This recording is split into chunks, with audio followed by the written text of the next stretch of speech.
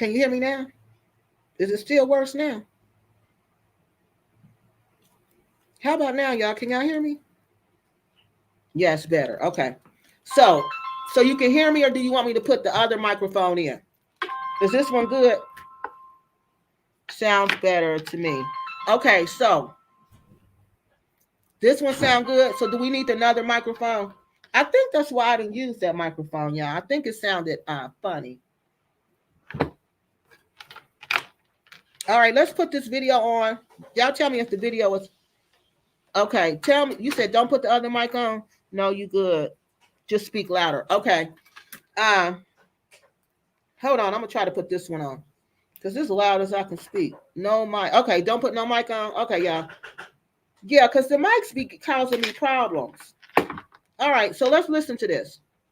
I'm gonna talk loud. Okay, I gotta talk like I'm yelling. All right, so look. This is the this is when I realized, oh, this lady ain't like the rest of these people who come over here. Oh, she's different. Though, dude. Anja. We're gonna go to her. We ain't listening to him. Up in Brooklyn, New York. Can you make money by mailing people money? Hold on. Okay. People always relate those areas to Biggie Smalls and Jay-Z, all the big rappers. That's how people know Brooklyn. And I was raised in those communities coming up. So growing up, my mother is, she's from the South.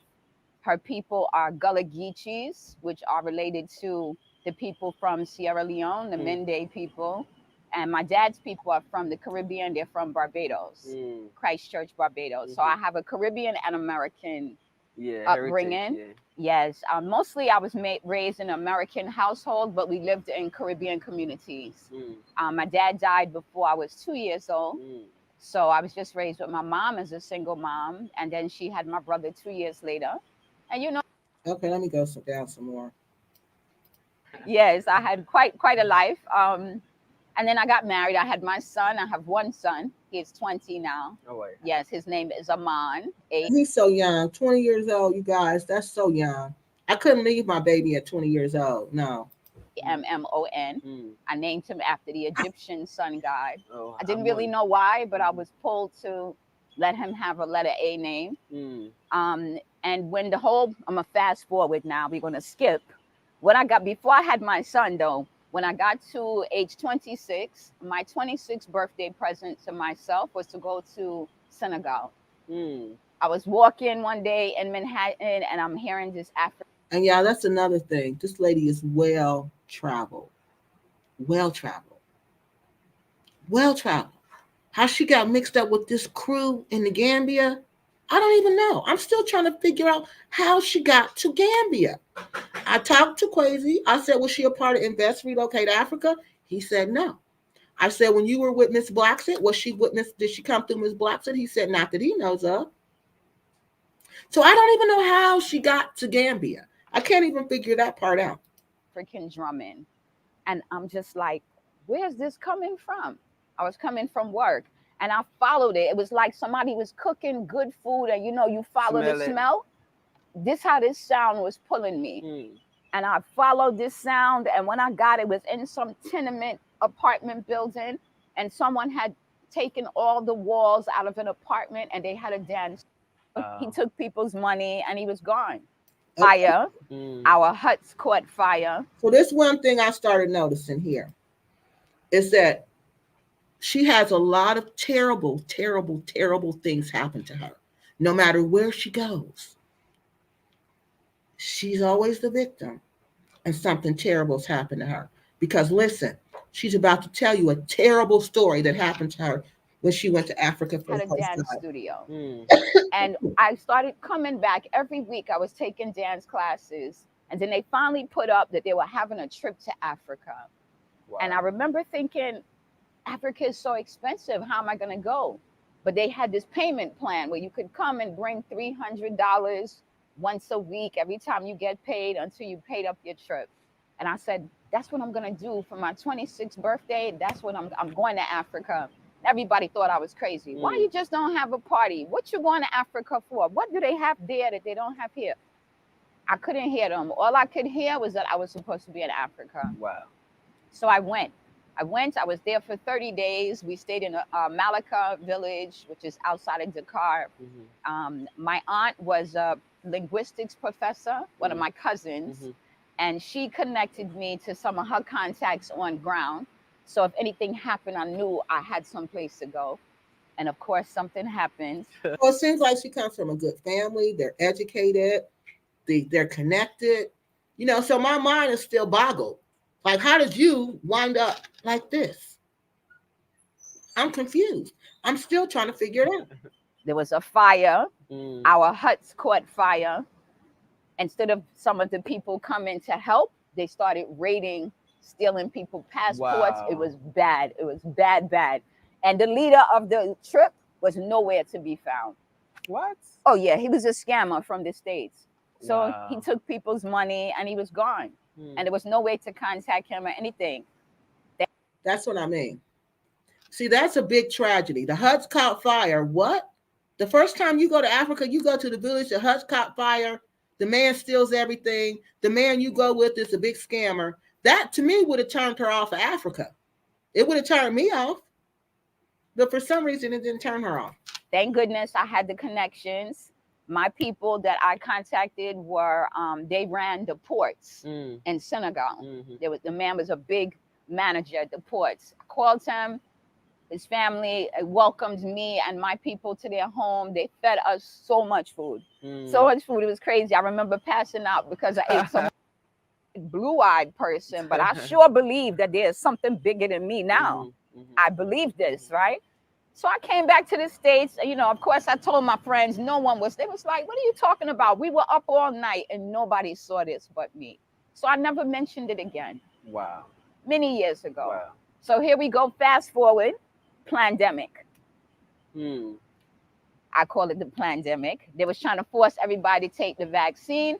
I was like, attention. Okay, so that's when she goes to Africa. All right, I wanted to just give y'all this background on her. And she also says in the video that she is an attorney, right? She says she's an attorney. And so I looked. I mean, those are things you can look for, people. You know, if somebody says they're an attorney, because I always heard her say she went to law school. But in this video, she doesn't say she went to law school. She says, I'm an attorney. So I looked and I couldn't find, I'm going to tell you that her name is Andrea Martin. I don't know if y'all can see this, but you can look me up. You can look teachers up, like how y'all look me up. You cannot look up attorneys, public service people. That's just what we are, public servants. So the public has access to us. Because you need to prove, I can just tell you I'm a teacher all day, every day. Like people come on YouTube and say that they're teachers all day, every day, but they're not teachers. You can go to the state and you can go and look and see if they're an educator in that state. And you won't find any educator license for them. So that's something I found that the people in the Gambia do a lot. They will lie about their professions, okay? I'm not saying she's lying. I'm just showing you what I found. So after I said, when she said she was an attorney, I said, oh, normally you say you go to law school, but this time you went to law school. Now, people who will go to law school, that doesn't mean they graduated from law school. That doesn't mean they passed the bar. And that doesn't mean they're a practicing attorney, okay? So, but she said she was an attorney. And she said she was doing a whole bunch of stuff too. So I said, okay, let me look. Let me just look and see. So let me show y'all what I found. I didn't find that. Hold on one second. So we're going to go. Let me share my screen. And like I said, I'm not saying this woman is lying. I'm just saying that ain't what I found. So if you see on here, I hope y'all can see it. This says, can y'all see this? It says Andrea Martin up here. There's only one. All right, this one, I think it said she got her license in 2023, like this year or sometime recent.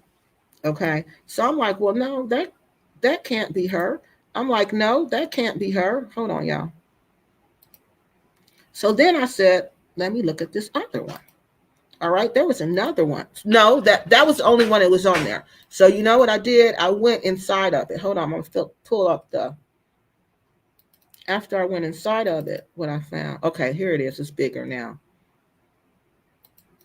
Okay, so the first one is what I when I went to it the first time, right? I just put in the name and I pulled it up, and that's what came up. So I said, okay, let me pull this up so everybody can see this. Because again, I'm not saying she's lying. I'm just saying it's not in the New York attorney lookup for the state of New York. Maybe she's licensed in another state, but this was her real name. Okay, so that was the only one on there, right? So let me go back here and show y'all what I pulled up. So I went and clicked on that one. And let me see if y'all can see this.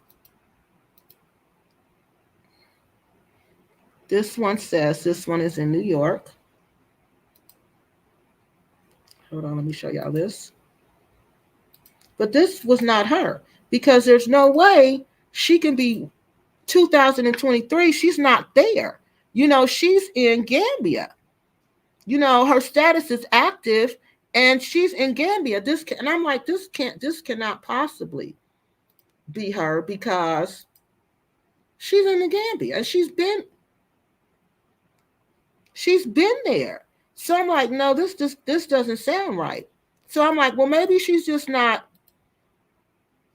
Maybe I just can't find it. That's what I'm thinking. That's what I said. Maybe I just can't find it, because that person, the only one I found, I showed y'all, it was somebody who was made into. They're registered now, and they just got their license like this year. So this person is a very young person. Well, I don't know if they're young or not, but their license is new. So that was another thing. I'm like, okay, well, I can't find her attorney license. So I said, let me just go on. Let me just go on and see what else I can find. So after that, I went back and I went to a video. I went through her Facebook channel. Let me show y'all that channel. What is it called on Facebook? I don't know what it's called. Profile. Somebody, one of my friends, one of my YouTube friends said, Kiki, she got a YouTube channel. And I was like, a Facebook profile. I was like, what? She got a Facebook profile. I'm not going to show y'all her. This is her Facebook profile. Okay. So I went to, let me show y'all the other one I went through. Because she has an Anja Africa one too, right? And an Adrian, I'm not going to show y'all her personal one with her real name. If y'all want to look for that one, but it's public. You can go look through it, but I'm not pulling it up. So this is what I want to show y'all. No, we're going to do the Brooklyn Mosaic Knox. Okay, hold on. That's the one I want to show y'all, because those have the video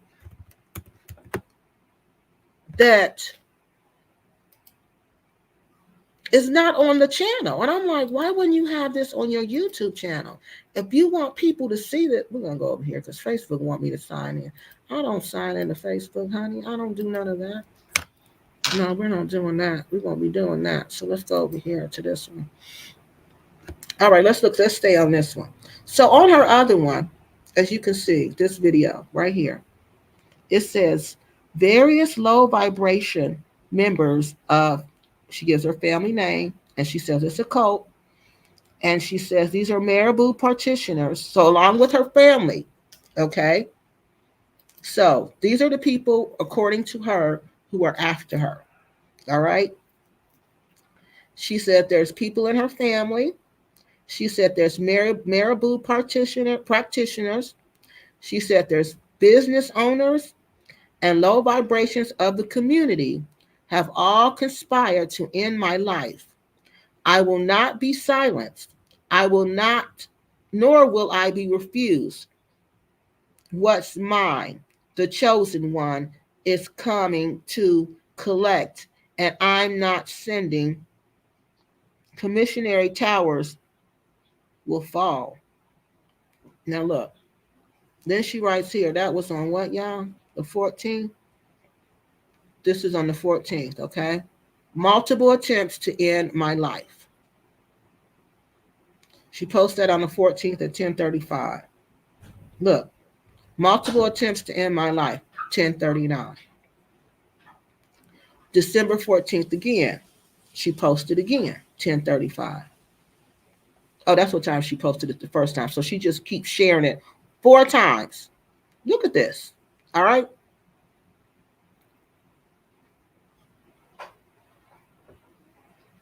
What does it say? No one must accept anything I do or recommend. We get our feet on the ground to despair. Okay, this is just her talking about her channel. But we're going to watch this video because look, this video is not on here. That video is not on here. And see, these videos, remember this video? And remember, she made a whole series. Where's week 4, y'all? Here's week 2. Here's week 3. She had a whole week 4. That was the one with the stalking.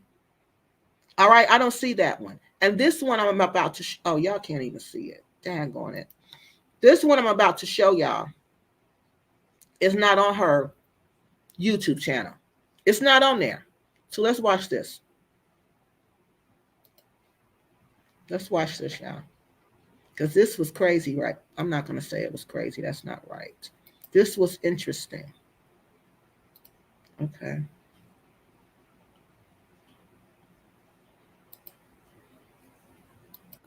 To another sister that has departed, that has transitioned.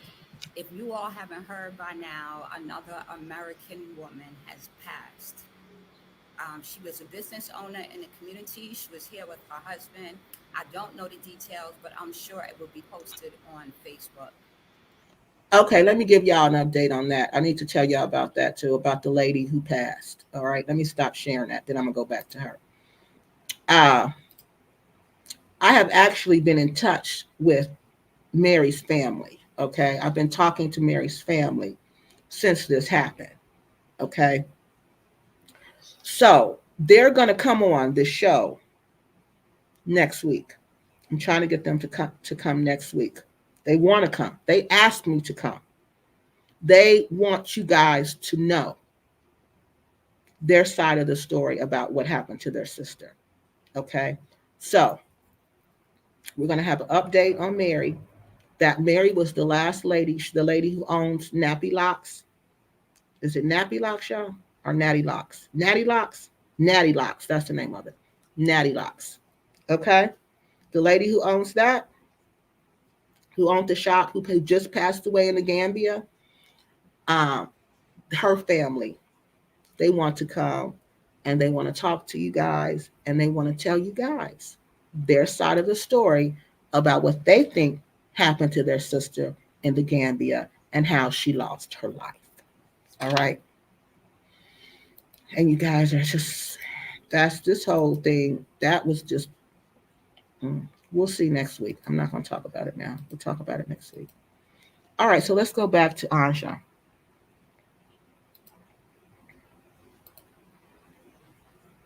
So I came on today to talk about a situation that I had. I know y'all saw the title. It is referring to the fact that there have been multiple marable attempts on my life.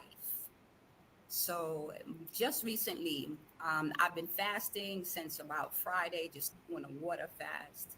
And I said, you know what? I'm going to break fast on Monday and I will have some sort of vegetable dish. So I happened to go to the mall and I said, let me order a meal from, I'm not going to eat from the local places because I believe they're all in on it. Like they've made a deal that if you give her that little special seasoning, you'll get a cut of whatever is going to be distributed. So even though people are nice and smile in your face, they will poison you. So I said, you know what? I'm going to go down the way a little bit to this place that is American owned. Did y'all hear what she said? She said, even though people are nice and they will smile in your face, people will poison you.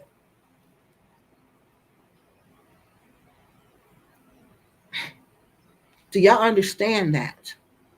that this is an environment. Who else has said this to us? That they felt like they couldn't trust the people that they're around. Veronica. Veronica said the same thing. Remember, she said she felt like she was in a snake den. A snake den. And here's Anja telling us right here, people will smile in your face and poison you. I told you about the mayor that I worked for. They call them government delegates because they don't get really, they get elected, but they're appointed by the president. I told you the one I worked for who allegedly poisoned the driver. Well, not he wasn't the well, they did poison the driver, and they poisoned his rival in the election. Yeah, and everybody knew it. Everybody knew it. So this poisoning in Africa is no mystery. This seasoning she's talking about that they give you when they don't like you, this is no mystery. This is nothing new. This is new to us because we don't know about that. We don't think like that. But this is what goes on. This is what goes on. And when I was in Cameroon, my friend told me that Kiki, if you would have grown up here, you wouldn't have been around long. And I said, why? He said, because people like you, truth tellers, they don't last long. Nobody, Kiki, wants to hear the truth. Yeah. Well, I'll say nobody corrupt. I don't quite agree with that. Because people do want to hear the truth. But corrupt people, not so much so. And I started laughing. I said, are you serious? He says, yes. Yes. You would not be long. You would not be in Africa long if you would have grown up here. And I said, how would they have taken me out? What would they would have done? He said, oh, they would have just poisoned you. I said, really? He said, yes. They would have slipped it in your food or put it in your tea. Now, what did she just tell us? And hopefully I won't have any issues there. So when I arrived at this location, the business owner just happened to be in town. And she was there with another brother who fixes computers. So I figured, look at this. These are two people. I'm happy to see the sister. The brother can help me with some questions that I have about hacking and other things going on with my equipment. And, I could kick it with some diasporans. No problem. So I smell the food cooking. I'm like, okay, what's being made? So they tell me, oh, there's beautiful. Dish being made, curry vegetables, fried rice, and the samosa. Now the samosa are made by an Ethiopian sister. I said, okay, you know what? I'm gonna go for some of this food. Now the strange thing was, look how spirit worked. This young boy comes out of nowhere, and the young boy sits down to eat, very tall. He sits down to eat, and he says, this food is so good. He had like chicken curry. He said, this is so good. And he looked me straight in my eye, and he said, Gambians don't use curry. I'm like, okay, but maybe they're trying something different. I said, but it's not a Gambian lady cooking. It's a Nigerian woman cooking. He said it again. Gambians don't use curry. And he said it slow. And I'm like, you're right. They don't use curry. I said, but, like I said, the Nigerian woman is cooking. Maybe she is the one using the curry. I don't even know if Nigerians use curry. I don't think Nigerians use curry, y'all. I don't think I ever had a Nigerian dish that had curry in it. And I had a whole bunch of Nigerian food, but I don't recall Nigerian food having curry in it. He said curry is not an African thing. Mm-hmm. It is an Indian thing. Mm-hmm. I said, okay. So the brother eats his food and he leaves. And these sisters are in the kitchen, they cooking. And when my food comes, I don't eat it right away. I pack the food to leave with it. So I said, after 6, I'm going to eat these vegetables because this would be the first time I'm eating since I've been on this fast. So I get home and I go to eat this samosa. And like I said, I see energy on things. And I don't think people believe me when I say that. Let me tell you how 2 of the samosa seemed like they were okay. But that 3rd and 4th one, One was wrapped differently, it had a wicked face on it, and the other one had a marking of like someone throwing up. And See, that's what I mean. That stuff right there, everything has a face on it. That's something I noticed. She went to this thing called the Rock Circle of Rocks. They had a face on it. She sees faces in everything. But remember, this is the lady who's trying to practice animism. Remember, we talked about that, which believes that everything has a soul in it, that everything is alive. This is what she's trying to practice, along with all the other things that she's practicing. So this is probably why she sees faces in every single thing. I'll say, I know somebody in Tampa with my food. I go to the curry. The curry is so hot, you can't even eat it. Now, that's the way to hide a poison, right? Because I know I told this lady I don't eat pepper.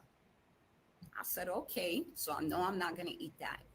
I smell the rice and I smell chemicals on the rice. Yes, I have hypersensitivity to hearing, to smelling, to tasting, okay? I can smell stuff on people before they even get to me. I'll be like, oh, you smell good. They'd be like, you smell me? Yeah. I remember a fireman. Now, you know what? That's true. People can do that, y'all, for real, okay? So people can do that, what she's talking about now. Me once, you need to, something. He was doing a training, and I was like, he was asking people, how do you wake up if it's a fire? And I said, I would smell it. And he's like, that's not the way people wake up. You could die like that. Your smelling senses don't kick in after. And I'm like, that's not how it works for me. But I never thought that was an ability until I smelt them damn chemicals in my food. Okay. So I said to myself, these tricks tried to poison me. They tried to lace my food. So I'm trying to call the owner. I don't have the phone number. So I'm calling different people like, do you have this sister's phone number? Do you have this brother's phone number? I end up calling somebody in the States. Do you have these people's phone number? They didn't have it. I called someone here. I didn't tell nobody. She shot the numbers to me right away. So I call the sister up. I get her on the phone. And she's like, she's not saying nothing, not a word. You think somebody could come to my restaurant and tell me that some locals poisoned another diaspirin, and I wouldn't be like, I'm dealing with this immediately? But see, now just think the situation that she's putting people in. This woman is accusing this lady of a crime. Her workers of a crime. Poisoning people is a crime, y'all. I'm sorry, this onions. That's a crime, y'all. So now she's at, again, the Gambian workers. She's accusing the workers of putting poison in her food, and that they know her, and that they're conspiring with these people, these marabouts, all these people I named, to do this to her. We need to call the cops. I need to bring the food back, something, honey. When I tell you she ain't have nothing to say. So now I'm like, okay, then you must be down too. But I said, no, Andrea, don't start with the accusations. Follow your intuition. So I said, I'm going to take this food back. Since I thought it was a setup already, I didn't go back the next day. I went back the following day. And when I came back the following day, the husband, he's coming out to leave. So I have the food and I go to hand it to him. He's like, what's this? I said, it's the food from the other day. He said, well, just throw it away. I looked at him. Oh, you want me to throw it away? So he takes it, he throws it away. And I said, so what happened? He said, what do you mean? I said, what did you do with your employees that poisoned my food? What do you mean? See, listen to this. This is what I told you. This is why I was fearful for this lady, because this whole approach is problematic. You can't just do that. You can't just go and accuse these people of poisoning you. Where's the proof? Where's the poison? Here you can't even do that. You got to go test it. You got to go test the food to see if there's poison in the food. And why would they poison you? But she's, in her mind, she's thinking the marabou is paying all these people to do this. Fire them? But I can't just fire them on one person's word. See? I said, wow. And she wanted them fired. Something extreme, as hard as it is. See what I mean? I don't understand this lady. I don't understand this lady. I don't. I don't didn't say understand another her. word. I walked past him. I sat down to charge up my devices. And I knew in that moment, all of them was a part of it. All of them is a part of it. And it just coincidentally happened to be that the wife was leaving to go back to the States the next day. Now you came to bring supplies. Oh, I didn't even tell y'all the text message. When I first texted her, why did she say, was there chemicals in your food? I didn't say anything to her. Was there chemicals in your food? You giving yourself away. But it's okay. It's okay. Now I did wonder why the lady said that. Now that I wondered why. But did the lady really say that? Why would the lady say, is there chemicals in your food? That don't even sound right. That don't even sound like a normal conversation somebody would have. You know, are there chemicals in your food? What? Okay. Divine justice will be served. See, God is sending me to people to test their integrity. I am walking karma, and people don't believe it, but they're going to see. Because all this wicked stuff they're doing to diasporans, killing us on the continent, people showing up dead and nobody know what happened. Mm-hmm. God, Allah, does not approve of this. And that's exactly what's going on. But again, I want to know, why aren't you putting this information, even this? Somebody's out, you talking about people are trying to kill you and poison you, but you still are not putting nothing on your main channel. You still have this on your channel with 200 people. My mind told me, take it to the precinct, take it to the cops. But my intuition told me, don't you take this food over there. You may never leave that precinct. You walking right into the hands of the perpetrator because they take their orders from somebody. And ain't no 911. If any of y'all are thinking it, let that little thought go. Ain't no 911 here, okay?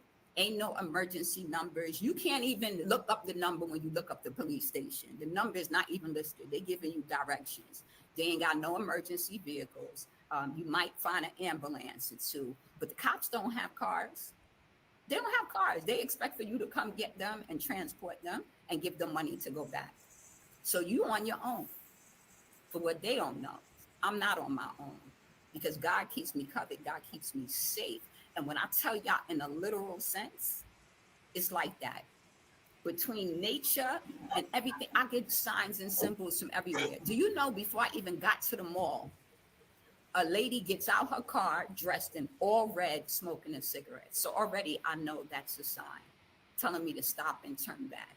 But I was like, I got to charge my devices. I don't have no electric right now because they're messing with my power. Let me tell you. That was another thing. They're messing with her power. See, y'all used to work at a hospital in the emergency room. And we would always get people. Well, not always. Every now and then, we would get people come in talking just like this. They would seem normal, just like she does. Well, no, when they start talking, you know they're not normal. They would tell me they're spying on my phone. They're trying to unalive me. They're coming through my TV set. All the stuff she's saying. This is what these people were schizophrenic. They were paranoid schizophrenic. And do you believe me or not? Most of them had high-ranking jobs in the military. Where I live at, there's this big military base, okay? It's an Air Force base. It's one of the big intelligent ones where they do a lot of artificial intelligence stuff.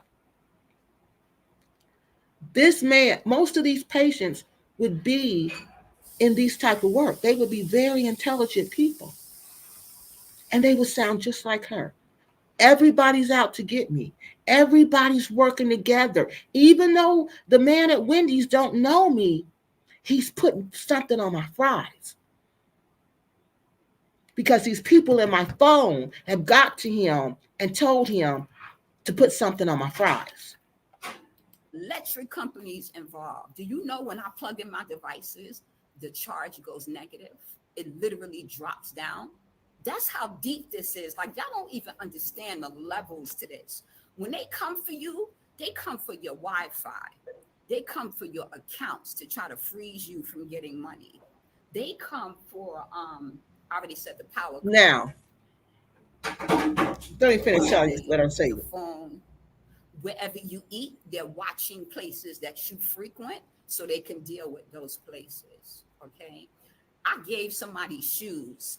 Now, if she was like a high profile anti-US government person and she was in the United States doing all these insurrectionist things, then I would say that's probably true, because they're known. All that stuff she named, besides, well, I'm not going to say that part, but all that stuff she named, that's quite capable of happening to you if they consider you a threat. Yeah. If they consider you a threat to the safety of the United States, especially with this Patriot Act now, they can do a whole bunch of stuff to you that you have no clue that they can do to you in the name of Homeland Security. Okay? But this is happening to her in Africa, in the Gambia of all places. Okay? And I'm just telling you my opinion. How is this even possible? How? How are they controlling? So they called the Noric people, I think that's what they called in Gambia, and told them, don't, and who are they? Y'all, who are they? These schizophrenic people who would come to the hospital, they would always say the same thing. And I never would know who they were. She never tell, that they is the marabouts, it's the community people. It's all these people in the community. Why did I do that? This sister just said to me, you know, when you give them shoes, that's how they work marabou. I said, what? She said, yeah, you never see people with their feet looking all fested and ulcered. It's because somebody got their shoes. And that's true. That's true. So that's why I don't give people my clothes. I don't give my clothes away. The shoes, I'll give them to people that, I know, family members and stuff like that. But I wouldn't give my stuff away because you don't know how people feel about you in Africa. You could think, this little girl across the street, I'm just going to help her out and give her some of my stuff. And this little girl across the street can really be jealous of you. And when you give her your things, she could try to work magic on you. Dark magic. I was like, you can't even be nice. You can't. I don't dare throw clothes out. I usually would give clothes. Yeah, don't do that because they'll go through your trash can and take your clothes. I learned that in Nigeria. The way, but even with that, because your energy is on the clothes, I usually clean everything that I give away. But you can't even do that. You can't. I'm telling you.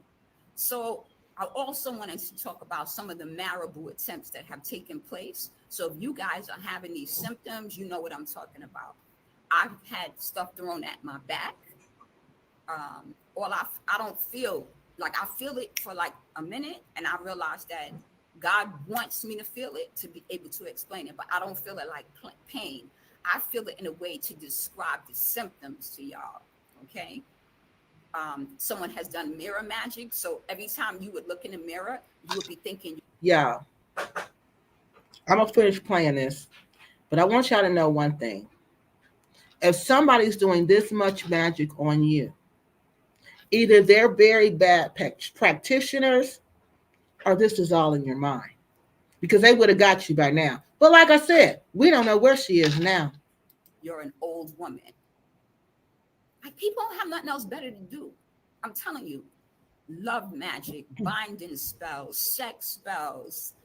Mind you, these demonic rituals that they do require them to be having sex with each other in order for them to push this magic to you, because they're calling on a demon, and that is the demon's offering. She's right. Now she's right.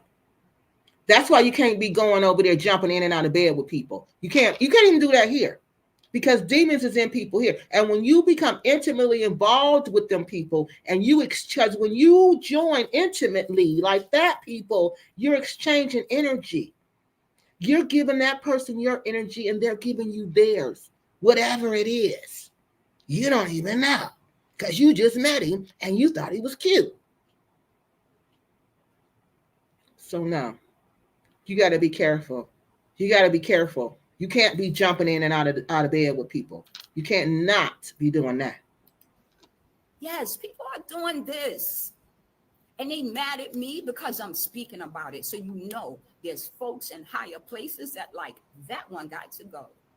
Just like they're mad at me for speaking about it. They're mad at me for speaking about it. All right? And again, I'm so confused. If Anja really wanted us to know, why not put this on your channel with almost 3,000 subscribers? Why put this on Facebook? Facebook. And I don't even know how many views it got on Facebook.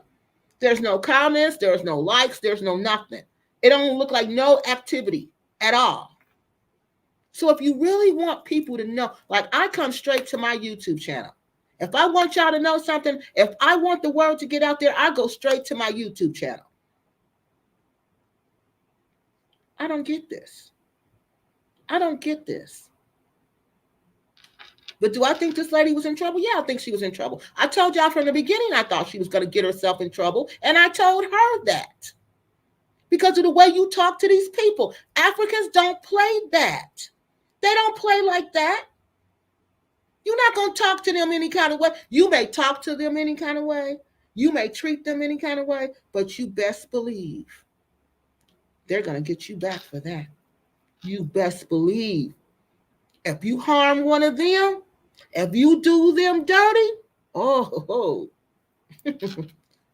you're going to pay that price. You better believe that. So a major ritual took place about 2 days ago. Now listen to this. Listen to this. A major ritual took place 2 days ago. I feel my heart pounding, like out my chest. Like I could feel my heartbeat in my bottom. That's how hard my heart was pounding. And then it just stopped. Continued my prayers and I moved on. And I realized, you know what? That was somebody sending something to you. Like I said, cut the watermelon open. I could see the marrow. It looked like men talking, men yelling at each other. It was all in the watermelon. You know, I eat fresh fruit. So they. Okay, this is the one about the watermelon. What I was telling y'all, when she cut the watermelon open, she saw faces again in the watermelon. Put something on the watermelon. So I can't eat. That was another marable thing. They would try to marable your food or where you buy your food from. This is real, y'all. This is real. I am so blessed and highly favored that God has chosen me and said, I want you to experience this and I want you to get this message out. The Prophet Muhammad is one of my teachers. He has come to me and led me to passages in the Quran to remind people that Allah does not approve, because many of the people that are doing these practices, they are Muslim. And I'll be doing some videos on that so y'all see. But I read different Bibles in my research. I read the teachings of Christ. I mean, you know, I'm always curious about religion because I've never committed to any one religion. See, that's how you know she doesn't know. She doesn't know what she's doing. Because there's only 3 major religions: Islam, Christianity, and Judaism. And how they determine a religion is because religions they'll be organized and they'll have a holy book. They'll have a holy day. They'll have strict rules. They'll have organizations that govern them. Ifa's not like that. African spirituality is not like that.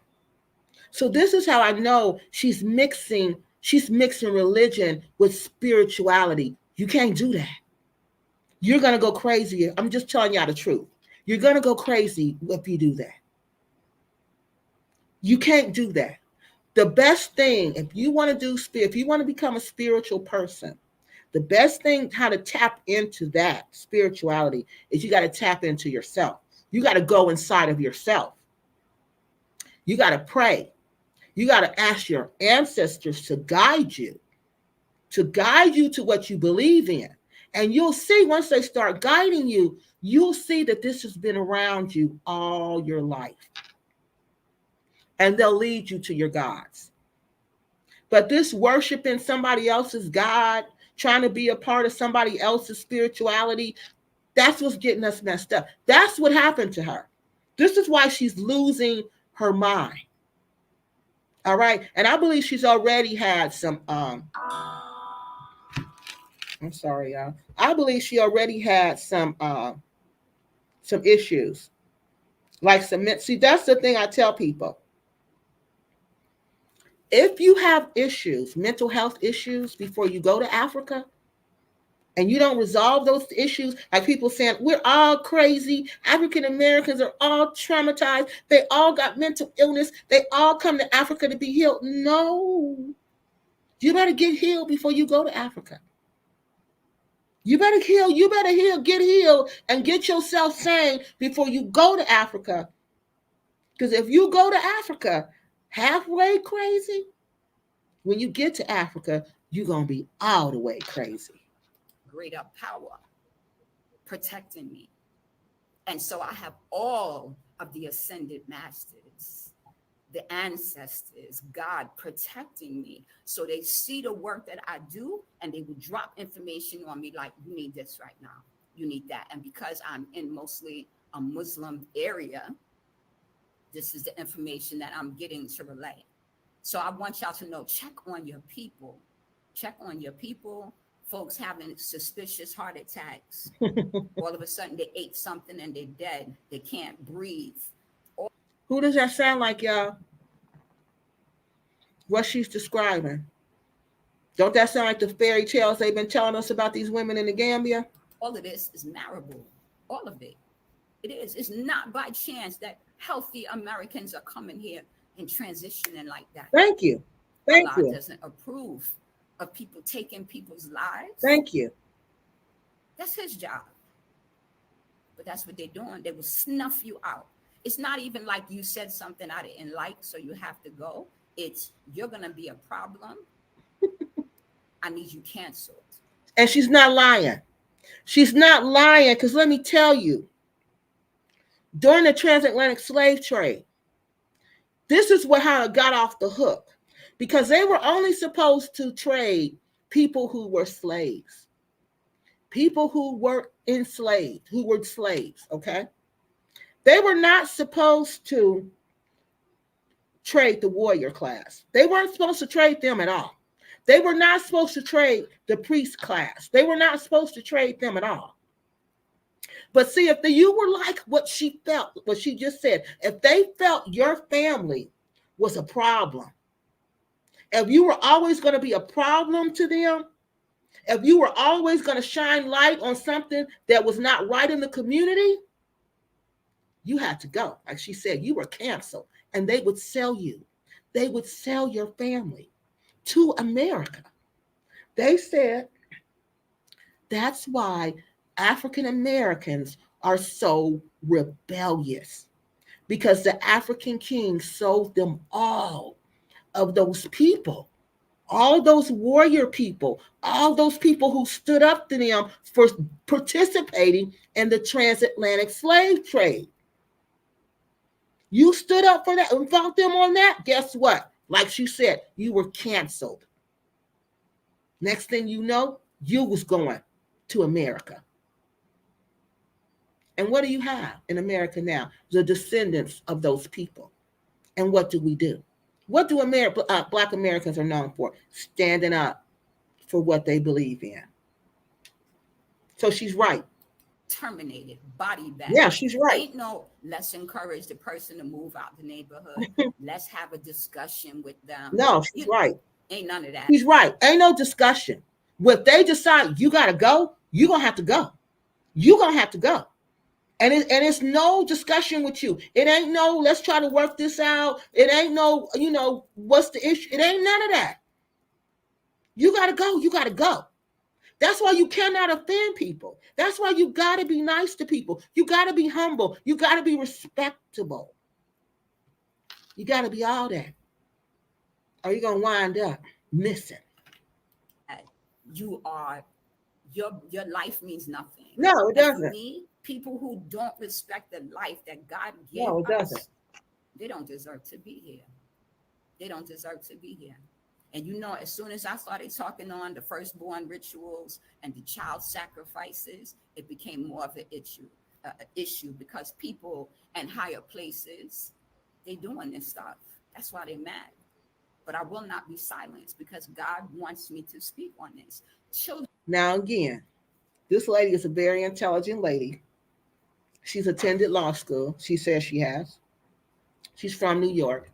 She talked about Biggie Smalls. So y'all know she know about the Illuminati. Y'all know that they said that the Illuminati has been doing that for years. So she knows about all that. She knows about all that. And that's what I'm saying. She's mixing in all of these different spiritual practices. Is the Gambia historically known for this? If it's not historically known for this, then you can't really say they doing this without proof. But is Africa known for poison? Oh yeah, they known for that. They know they known for that. Are they known for they'll get you? Yeah, they known for that. They known for they'll get you. If you come over there tripping, trying to make them feel bad about themselves, will they get you for that? Oh yeah, they sure will. They sure will. They're gonna get you one way or the other. Will they smile in your face and get you? Yeah, they will. Be disrespectful and see what's gonna happen. See what's gonna happen. This lady was very disrespectful. Go look through the video on my channel. I'm not just telling you this. She was very disrespectful to these people. Very. And now look at her. We don't even know where she is, for one. But look how she look at this picture. Children are disappearing. Children are being sexually abused. Are we supposed to be their protectors? So if God say, I need you to do this assignment, I'm here for it. I'm that spiritual ninja. Let's get it done. So they be trying to throw all type of stuff. All of a sudden, they done cleared out all the grass in my compound. Why? You haven't cleaned this compound since I've been here. I said, oh, y'all preparing a graveyard. I hope you're making space for yourselves. So the people taking the grass out, and it's dirt. They're preparing, they're in on it too. The workers are in on it too. They're preparing a graveyard for her. For her. And again, we don't know where this lady hasn't made a video since the 14th of December. Yes. When I come out and throw water on my steps and the water starts to dry, I can see what marabou was sent, water magic for my roof to leak, for the outside to leak and plaster to fall, like things to make you uncomfortable. They will throw chaos magic at you. So she said, sex magic, water magic, chaos magic. Look at all this. Look at all of this. And let me tell y'all something.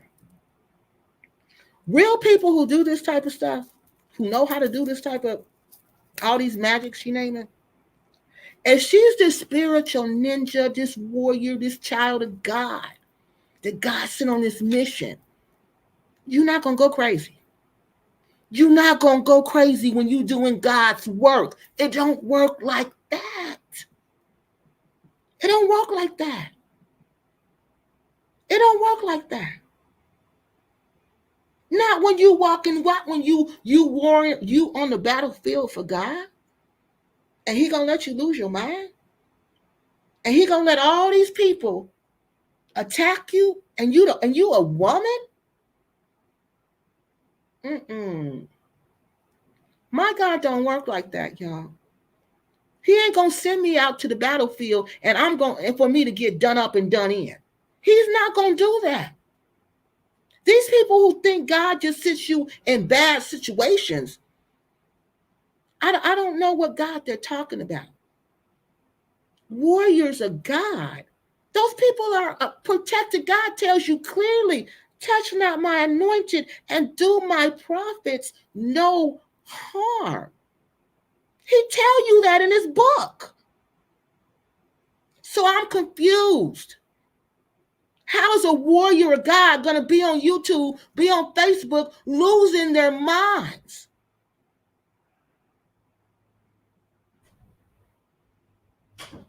But this, I know this happens when you play. I call it playing. I call it playing. Because if I'm not committing to any of these spirituality, I'm just playing with all of them. She do tarot cards. And if you want to do tarot cards, do tarot cards. But know what's going to come with tarot cards. No, you're going to get a big spiritual presence with them tarot cards. Know what's going to come and know the spirits you're dealing with, people. You got good ancestors and you got bad ancestors. You better be clear on which one you want to commune with because they all got rights to you. If they are your blood ancestors, they have a right to you, good or bad. You got to decide which ones you're going to let in and which ones you're going to let take control. You want to put this garlic herb stuff? Yeah, it goes on there. Y'all think this magic don't exist? I want you to think about your own lives and the things you are dealing with. Yes. You're dealing with depression. I told y'all, depression and Cameroon, that's not a mental illness. That's somebody cursing you, putting a spell on you, using black magic on you because they're jealous of you. They could be jealous because you're smart. They could be jealous because you're pretty. They could be jealous because you got a husband and they don't. They could be jealous because your mother loved you more than their mother loved them. Depression is a mental illness in the United States. But in Africa and Cameroon, I don't know about Gambia or Nigeria. I don't know. But I know in Cameroon, it is treated just like that, like a spiritual attack. They would say this lady was under a heavy spiritual attack. You're dealing with things that you can't explain, like anxiety, depression. You keep procrastinating. You overeating. You're undereating. You're acting antisocial. All of that is magic. That is a spell. That is an evil spirit. And that's how they think about it in Cameroon. It is an evil spirit that someone has sent your way, and they work to remove the evil spirit. Maybe if we did that here instead of trying to treat it with medication, it would work. Did y'all see the medicine people don't even respond to the medicine on depression. They don't even respond to that medicine.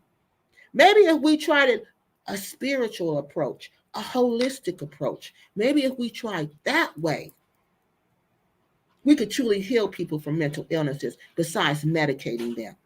Now, some people, they need medication. They need it because some of them is off their rocker. And I met them where? When I worked at the university. When I was an instructor at the university. That's when I met the crazies. Pray on that situation and ask God to lift it from you so that you don't feel that anymore. That's not yours. That is someone projecting that towards you. So why didn't she do that? Why didn't she do that? Because she keep talking about these attacks. That's what I'm saying, people. People will tell you anything. Watch what they do. So if you know, all you got to do is say, you can't bother me. God, get them up off of me. That's all you got to say. Why you didn't say that? Why you didn't do that? Why you keep making video after video after video telling us what these people are doing to you? When you saying you a warrior of God, when all you got to do is just tell them to stop. Why you didn't tell them to stop? Y'all see my evil eye up here? It's right over my head, right there. Because people can send an evil eye to you.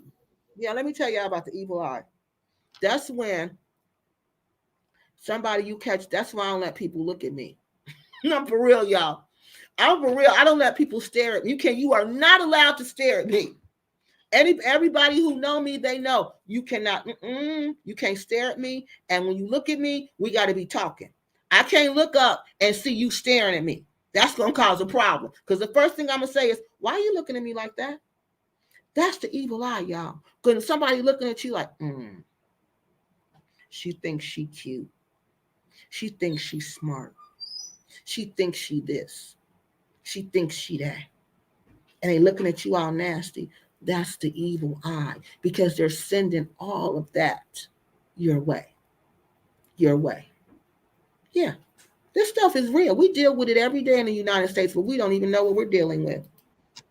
Wicked, jealous of your looks, jealous of how you speak, jealous of the words that come out of your mouth, Yes. all of that. And all you need is one sinful behavior, and that opens the door for everything else to come flooding in. So first, I don't like you. So now that's jealousy and envy. And then, insecurity pops in there. And then after insecurity comes, I'm going to do everything I can to stop this person. And then when you can't stop that person, then you take it to another level. You ready to commit crimes to end this person. Yeah. Because you let them demons in. If you had never started with the first demon, all the rest of them would not have. Exactly. That's what I'm telling y'all. That's what I'm telling y'all. If you would have never started with the first demon, because demons come in legions. They come in, they don't come one or two. They come in legions. It ain't one of them gonna come. It's gonna be a lot. So if you even pray bad stuff for somebody, you letting evil in. And once it get in, once you let it in, you're gonna have a hard time getting it out, because evil gonna come in and set up shop. And just like she said, after a while, first you're gonna start praying for the person's downfall. Then after a while, that ain't gonna work. That ain't gonna work. That didn't work. So let me take it into my own hands. Let me do something criminal to make their downfall happen. Let me lie on them. Let me try to defame their character. Let me try to stir up some rumors about them. Let me be liable. Let me create slander. Let me do all of that. Let me do these crimes, because I want to bring this person down, because I'm jealous of them. And that's what it's all about. Will come in. So I come on to let you all know these are the most recent attempts. I am well. I'm healthy, looking better than ever, healthier than ever, stronger than ever, because every attack that is sent to me just raises my vibration. Now, we all know that's a lie. We all know that's a lie. We all know that's a lie. Look at her. Look how small she is. No. She losing this battle, and she don't even know it, because she lying to herself. It unleashes another gift that I didn't even know I had. So I have to thank my haters and these attempted unalivers, because I'm good. But I'm going to keep y'all up to date. Like I said, we want to give respect to the sister that just transitioned and all the sisters that have transitioned. There was another sister a week before that transition, a month before, and another one prior to that, a few months back. It's all on my Facebook page. It was on my YouTube page, and I think I mentioned it on Facebook. Y'all check out the YouTube page, AA Exit the Matrix, for updates on what's happening in Gambia. On that page, I actually talked about an individual that was involved in these firstborn rituals that is walking around Gambia like he the man, only to find out he's a molester. He's a sex offender. He living double lives. That post is on my page, him and his crew. And then there's another. I wonder who she's talking about. But I'm going to read y'all some of these posts as soon as we finish this. Post that I did. I think I talked about some other stuff, videos with the firstborn ritual. So check that out. That's on AA Exit the Matrix. The other channel that I have is my Spiritual Awakening channel. Okay, this is all she did here was just like tell everybody. Okay, so that's what I'm dealing with now. I'm looking at some family pictures, and baby, when I tell you skeletons is coming out the closet. So I'm not going to call out people's names because it's too much, but it will be in my book. Everybody's names will be in that book. Okay. There won't be no substitute fake names. It's going to be actual names of people. See, that's how you get in trouble. That's so it ain't gonna be no substitute fake names. I'm gonna name names. She better have proof when she name these names. So I just want to thank y'all for coming on. I had to get this message out. Please share it, share it, share it. We got to let our family know what is going on in Gambia, because Gambia is hot, and it's hot because diasporans are dropping dead for no reason, and nobody can explain it. And it's because there is witchcraft being used. So and nobody cares. On top of that, nobody cares. That's the thing. Where do people? I don't get how this is just allowed to happen. But it ain't allowed to happen no more. Because as y'all see, if you don't know about the petition that we're sending around, I need you to please sign the petition, because we're trying to get it mandated that whenever a woman passes away suspiciously in anywhere in Africa, that it is required that that person has an autopsy and a tox screen. We want that right away. We want this right away, because this is ridiculous. This is ridiculous, because this is the only way this is going to stop. When our lawmakers step in and say enough is enough. We're being unalived in America at alarming numbers by intimate partners. We're coming up missing in alarming numbers. And now we're in Africa being unalived in alarming numbers. 6 African-American women in 1 year in West Africa. And those are the ones I've known about. 4 in one country. There's a problem, people. You don't have to believe in it. Know that it's happening. Okay? Know that it's happening. I send y'all blessings, and I thank you again for tuning in. Go to the YouTube channels. Be sure to like. Okay. So let me get y'all comments.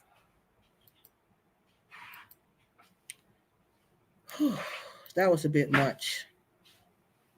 Yeah, every time I listen to her, I just get like, wow. I just get like, wow. Mr. Uganda says skeletons coming out of the closet. Meanwhile, she's looking like a skeleton herself. She needs a burger. She does. I want to show y'all what one of her family members came on and responded to her. Exactly, Oshun. That's what it is. That's what it is, spiritual warfare. That's what it is. But you better, and when you enter into a spiritual warfare, you better have some warriors on your side. You better not be playing. You better not be playing like you a warrior and you not. Because they know. It's like we say about Black people, we say game recognize game. Spirits recognize spirits. They know when you about that life and when you not. They know. God lets them know. This one is mine. That one is mine. And when they go to try to put a spell on you, guess what? The practitioner who's doing it, they're going to know. They're going to say, oh, no. I can't touch this person. This person belongs to the Most High God. If I touch this person, I'm going to get in trouble. I'm not doing this. They are sucking her. Yeah, and needs to be careful. Yeah, she needs to be careful. We don't know where she is now, Oshun. We have no clue. That was her last video, and that was December the 14th. I thought she was going on a diet fad when I saw her skinny self. She should be watching. Oh, she probably got a vitamin deficiency. You right. I forgot about that. That's the first thing that comes. Your electrolytes will be off. Have a good day. Safe. Okay.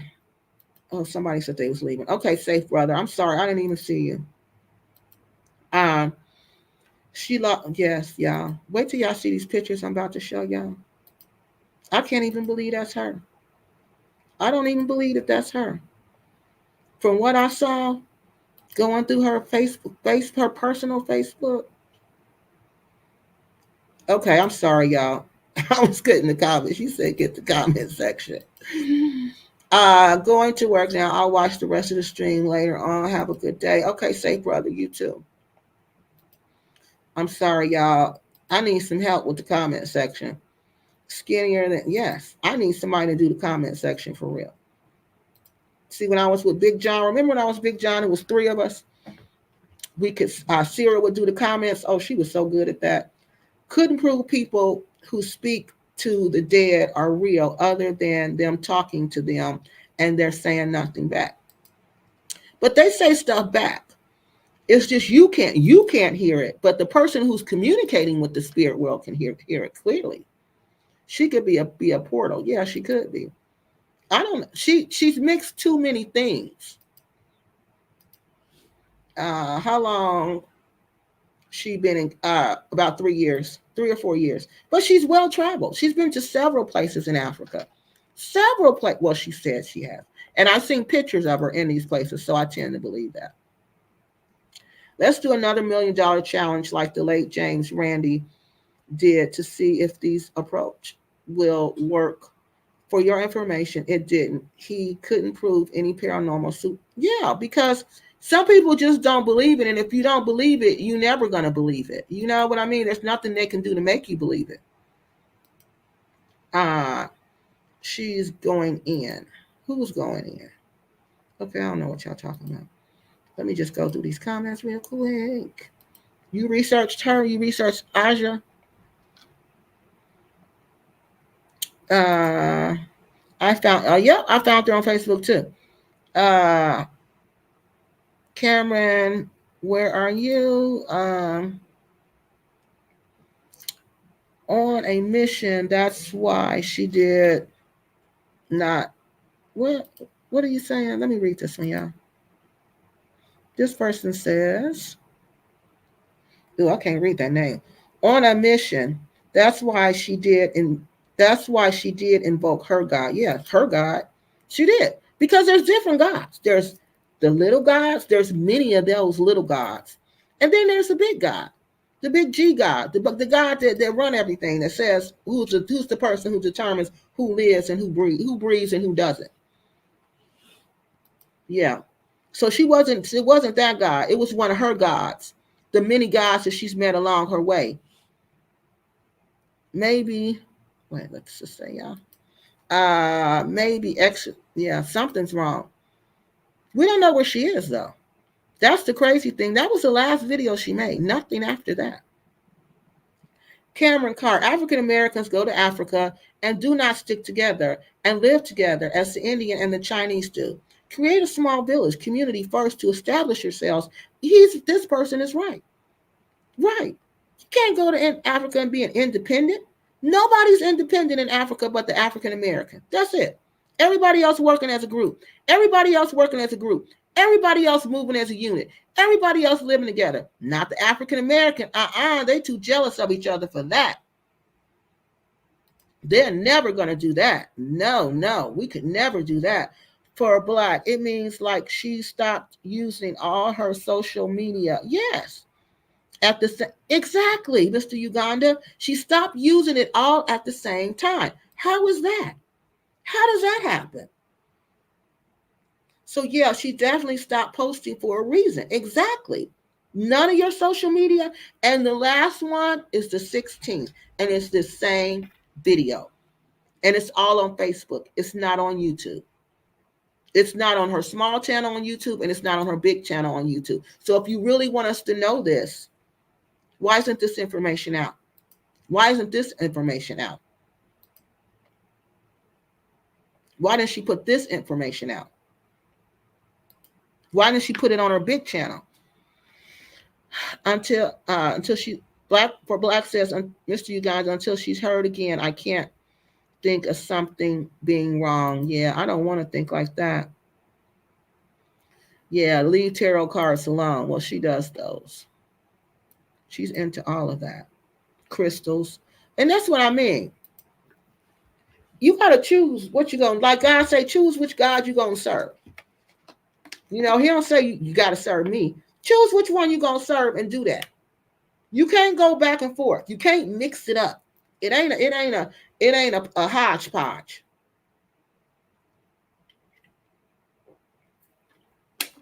You got to choose. You can't mix it all up. I've seen this behavior before. It sounds paranoid. I think she does. I think she needs medical attention. I don't know if she's crazy or not. All I know is she needs the medical assessment. Yeah, she does. Because I told you, these people from the hospital, these military people, they would come in talking just like that. So people in the Gambia are like Harry Potter, is what she is saying. No, it's all over Africa. It's not just Gambia. It's all over Africa, West Africa, I can say. I don't know about the rest of them. Mr. Uganda, Righteous Folks says, Mr. Uganda, I think she thinks she is being completely honest, but sometimes it may be her imagination. Yes.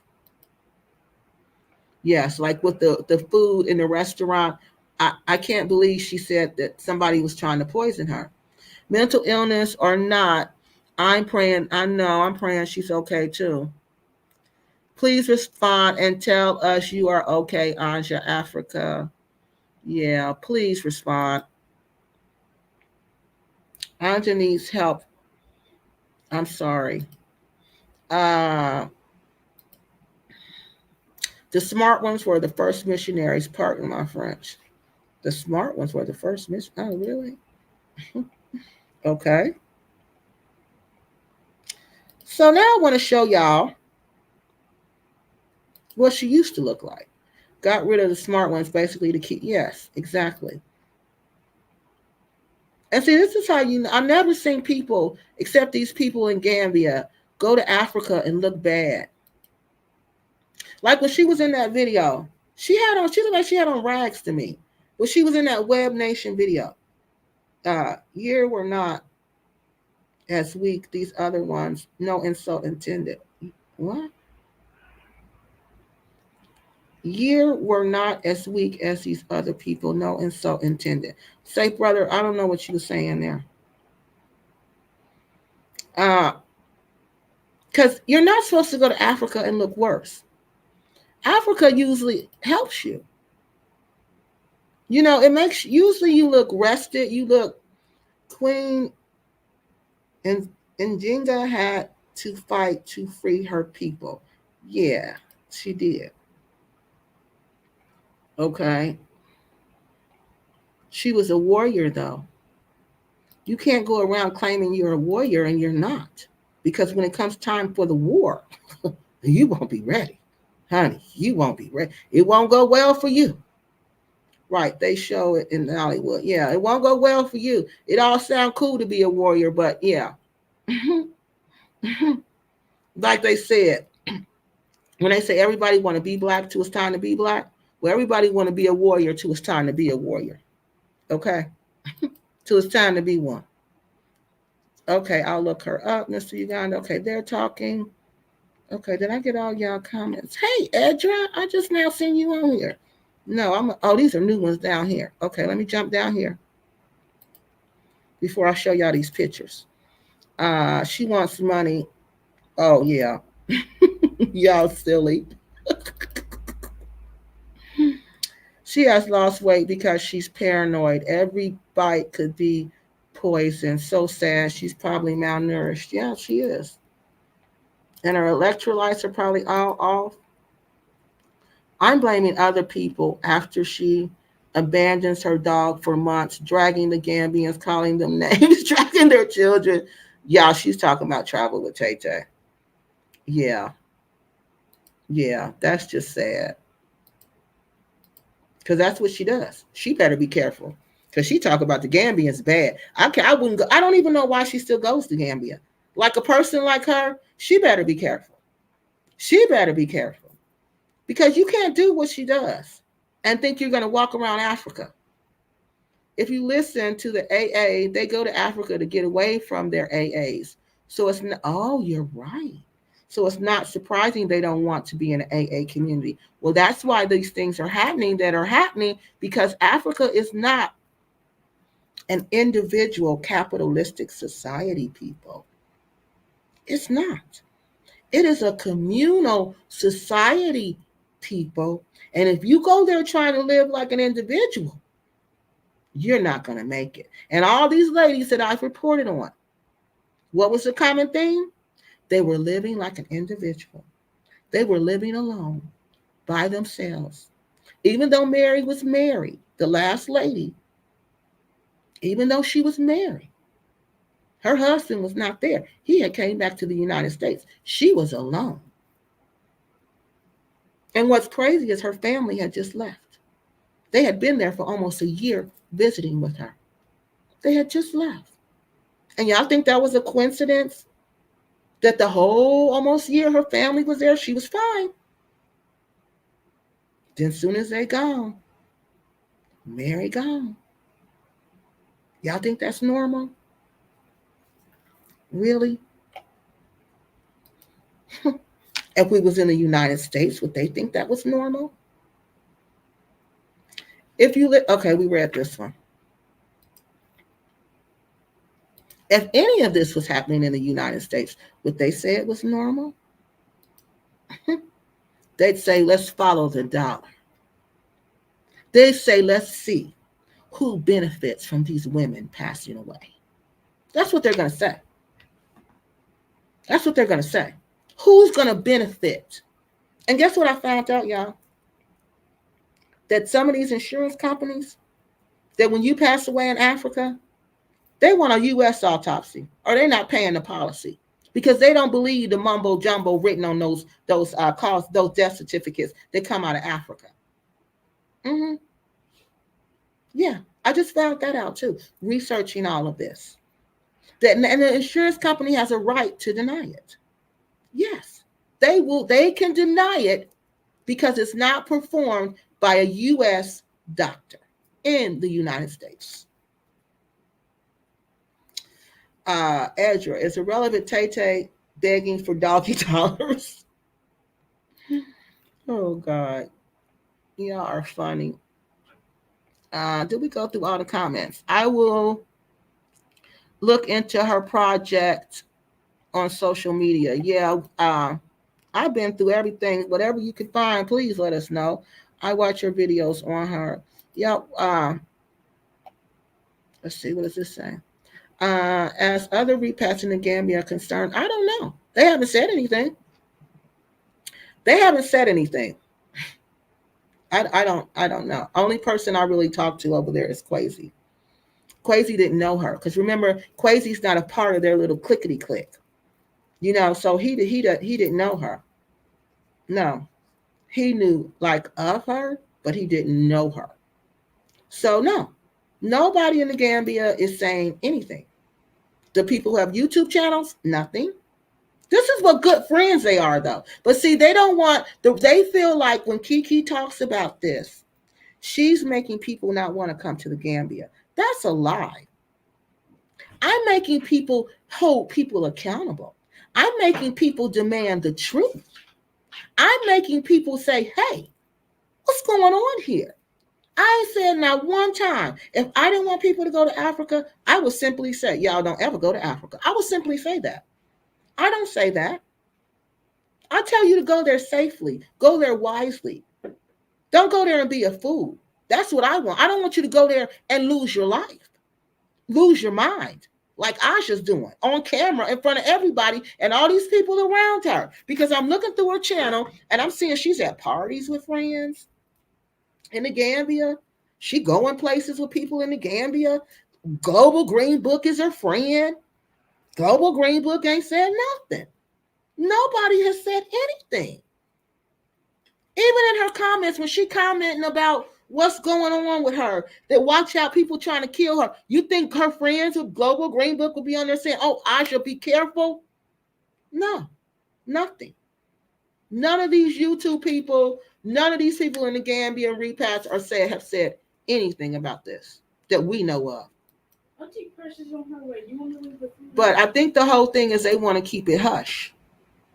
They don't want us to know about it. Because that's gonna prove they've been lying about this whole Gambia stuff the whole time. Which they have. And you need to tell the truth. The truth is not gonna make people not want to go. If anything, it's gonna make people want to go more. Okay, we talked about that one, so let me go back up. You want to leave the food out? Okay, she said she's gonna research her. It shows outwardly. Okay, right, Kiki. I'm trying to get all y'all comments at least. Okay, what's this one say? It says, at least she didn't make a 2-hour video about her dog's foot and beg for a GoFundMe donations. Oh my God, yeah. Edra. Yeah, are wrong. Okay. Now, did I get all the comments, y'all? Skeletons coming out the closet. Meanwhile, she looking like a skeleton. Okay, we read that. Okay. So look, this is what I want to show y'all. Did we get all the comments? Wait a minute. Miss Global Green Book, she is a nice lady. I hope I was well with her. Well, me and Miss Global Green Book have had our words. Yeah, I don't think she's such a nice lady. I think she's a fake, phony, wannabe lady. I don't think nothing's legit about her. My hope, whenever I was around her, the vibe that I would get from her was just a real, not sincere vibe. It was always like, this lady ain't sincere. This lady don't like you for some reason. And you know, I've been in this body for a long time, so trust me, I know when chicks don't like me. I know I know from jump, this broad don't like me. And why she nosying around, she just trying to figure out who I am, what I'm about. But yeah, this broad was never really messing with me. When we were out, because we were all on our journey to, what was it called? Fulfillment of Our Soul with John. I was on there with her. But she would, when I came on there, she didn't want to really come on there like that. She came one time, and I don't think she came anymore after that. And then she tried to act like, oh, I'm such a good friend to you. And no, you're not. No, you're not. No, you're not. You're part of that clickety click over there. And at this time, I didn't know she was a moderator for Happy Companion. Okay. So what I think his moderators used to go and spy on all these YouTube people and come back and tell him. So I really think she was spying on me, seeing what she could find out about me so she could go back and tell him. So that's what I think was really going on with her. But yeah, that's why only vibe I get from her is like she's not sincere, because she does, for one, her beliefs. 1 minute she's a Muslim, 1 minute she's a Rasta, 1 minute she's a spiritual person, 1 minute her head is covered, 1 minute her head is not covered. Now, people who cover their hair, they're going to cover their hair for a reason. If you say, the kids ask me, Miss B, why you always got a hat on? Miss B, why you always got a scarf on? My friends at work, why do you always cover your head? And I tell them for spiritual reasons, because I was taught that there is a hole in your head, this top of your head, where your skull closes up when you're a baby, that it doesn't all the way close. And there's always a little opening there. And that people send bad spirits your way, that those spirits can go in through your head. So you got to keep your head covered. Especially after you go through a certain age, you have to do that. But that was my family's belief. I don't know about your family. I'm not saying everybody has to do that, but this is just what my family believed. Yes, they need to tell the good, the bad about Africa. I call it the good and the bad and the ugly. And that's what I do. I try to tell the good, the bad, and the ugly. Because if what I'm telling you about Africa is going to stop you from going to Africa, then honey, you never had no intentions on going to Africa, because nobody can stop me from going to Africa. Nobody can stop me. Now I'm going to move differently. I'm going to move way differently now. I'm going to talk to people differently now, because now I know what's going on over there. But I don't talk to people as it is. Y'all know I stay to myself. I stay with my friends and family when I get over there. I don't mix like that. I have a couple of American friends that were there that I'll cook up with. She's mixed up in doctrine. She is, and that's when you get in trouble. Oh, I talked to him. I talked to John the other day. I called him. I was watching some videos, and I thought about him. Excuse me, he's doing pretty good. We laughed and talked about old times. We talked about Bella. You know, that was good times when I was with John. Did you see the deleted video where he implemented that? He deleted it? Oh, girl, he told me about it. Oh, he didn't tell me he made a video. Oh, I wish I could have seen it. He's so hurt. He said he don't even know when he's going back. But I know he is, because he told me he said, Kiki, I invested almost $80,000 into the Gambia, and now I have nothing to show for it. Nothing. When he said they lost the house, I wanted to cry. I wanted to cry because y'all don't know. Like when that was John brought me to the Gambia. For all the people saying Tay Tay irrelevant, travel with Tay Tay and her crew, talking about she went there for sex tourism. What? I don't do sex tourism. I'm sorry. I never have. I never will. I don't have to. But anyway, um, you'll see these. I forgot what I was saying, y'all. Oh my God. But this is what he was telling me, that he felt like, I was telling y'all about the house. Yeah. The house was like fun. Like John's house was the fun house. Like I would go there, like when my friend was at work, my bestie was at work, I would go over John's house, till he got off work, till he got home. So I would go over there and I would hang out with John and Bella. And it was so much fun. It was so much fun. The house was so cute. John used to do lives in the front yard. We used to walk to the store. We would walk through the neighborhood. It was just a nice vibe. And when he told me that, man, I wanted to cry. When he was like, Kiki, I had to give up the house.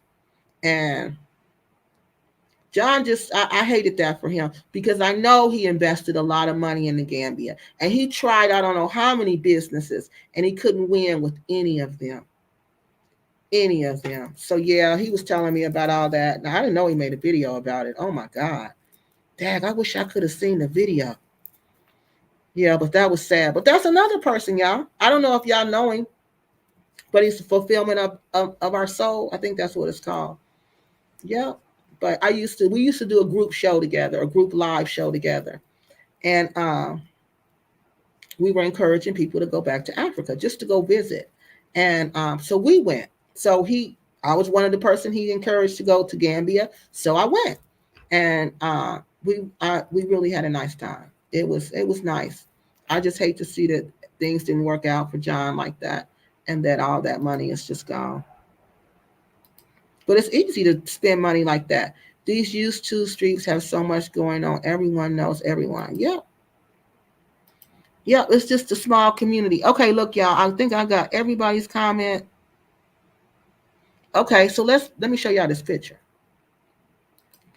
Oh, hold on. This is what I want to read y'all. I want to read y'all this.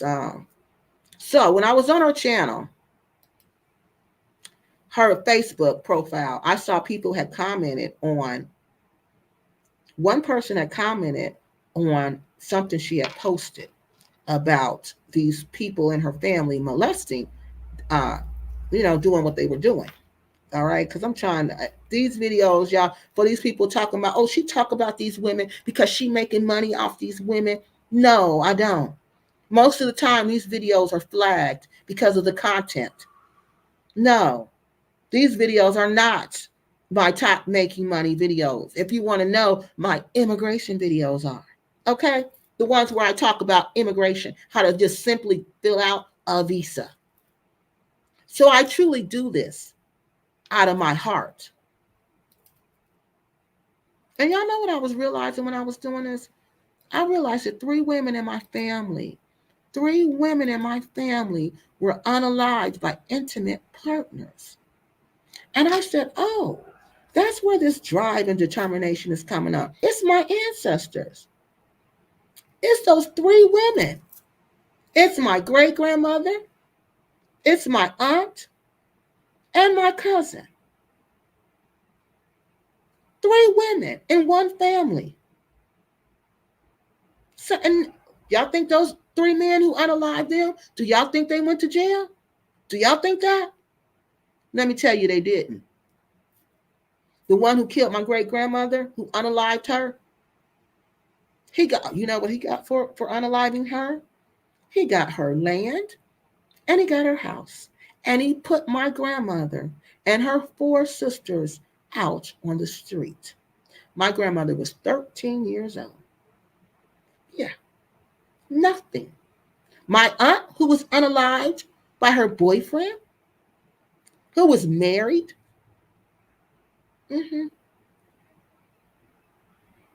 They said that she unalived herself. She unalived herself, and then she wrapped the pow pow up in a towel and threw it under the bed after she unalived herself. And they closed the case. I kid you not. I kid you not.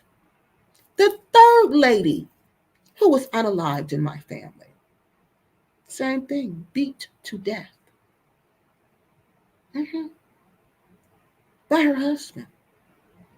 We go to the police. Police, who do you think did it? You know, they're going to ask the family, who do you think did it? They told him, the husband. They told him everything. They went and talked to him. Well, he didn't do it, and he has an alibi. And guess what? That was the end of that. Yeah, that was the end of that. And I kid you not. Those three ladies are not resting. So they're disturbing me. They're saying, no. You need to say something about this. This happened to us. You need to say something about this. And they keep on, y'all. And they keep on. They keep on. They keep telling me, do this, do that, do this, do that. Because this is not just happening. These women are being unalived by somebody who knows them. Who knows them. And if the person who knows them is not doing it, if they're not doing it, then they're paying somebody to do it. That's just my opinion. Hey, Mr. Scent Police. Oh, thank you. Every time you stop by, you give me some money. Oh, you are so sweet. For the way you turned up the water bottle on that last corner of what?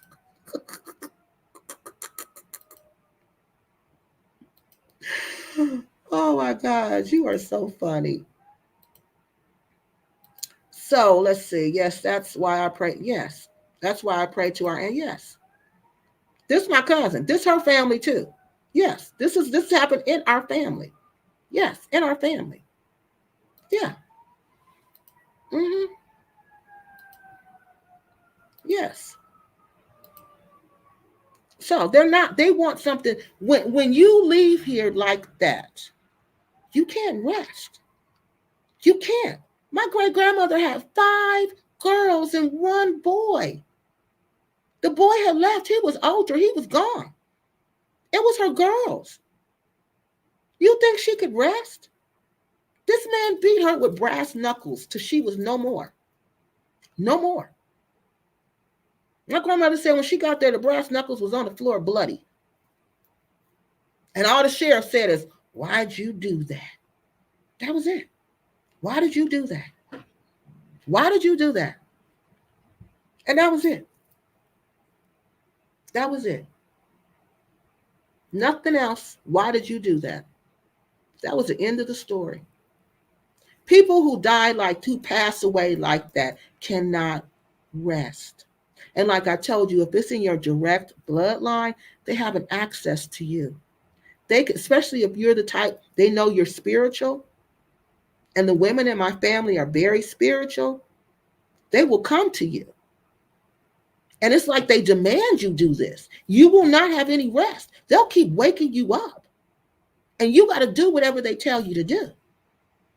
Because they're not going to give you peace until you rest, until you do this. So that's why I got to, and you see, they keep coming to me. Information just keep coming. Y'all think I'll be going out looking for information? No, it comes to me. It just comes to me like Aja's last name, Anja Africa's last name, real name. I didn't know her real name. I never knew her real name, but it came to me. It came to me because they're saying there's something wrong with this lady. This lady's mentally ill. She's having a breakdown and the whole world is watching. You not going to say nothing? You just going to let For Black say her videos about it and that's it? You ain't going to say nothing? You going to just let it go? And you supposed to be the woman's rights person? Take care of the women? Don't treat the women bad? But you're not going to say nothing? Y'all know I don't care for this woman. Y'all know I don't. They stirred my soul to do this video. They commanded me to do this. Okay. Okay. So for them to command me to do this is important. This is important. So I'm asking you, Asha, if you're out there or anybody who know where she is, please contact us. If you don't want to talk to me, go on for Black's channel. Go on Mr. Uganda's channel. Go on their channels. Tell them. Just say she's okay. She's okay. She's just tired of YouTube. But just to let her be missing in action like this, that's wrong. That's wrong. To let people worry like this, that's wrong. And something is indeed wrong. Because let me read y'all this message. Let me read y'all this that came from one of her family members. Okay?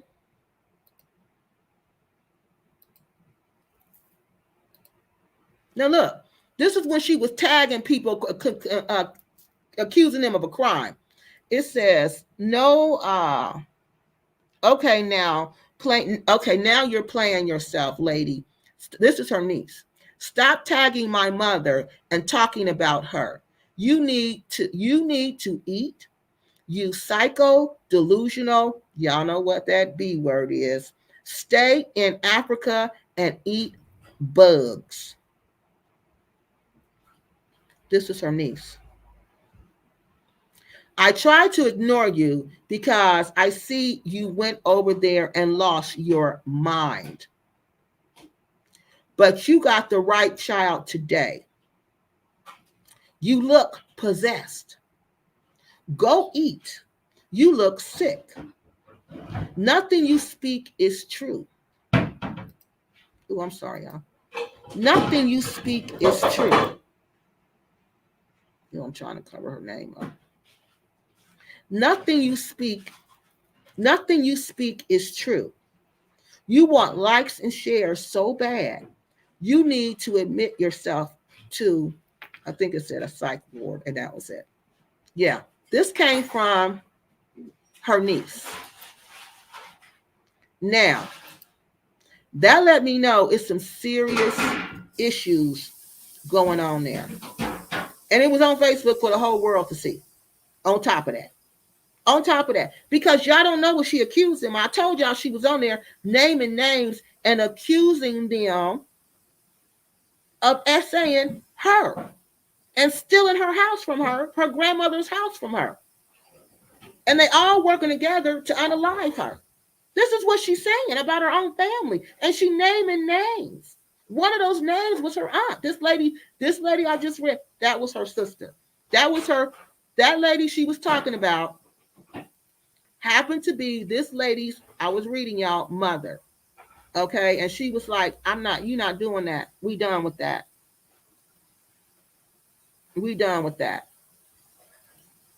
Okay. Let me show y'all this one. Now, remember she said she had a stalker. Okay. Let's look at this one. Now, again, she's posting all this on Facebook. Who's seeing this on Facebook? Who's seeing this? If you want them to know, why don't you go to your 3,000 channel with your nearly 3,000 subscribers and tell them? Now, this was on December the 4th. All right. She made a whole bunch of videos then. About the stalking in the community.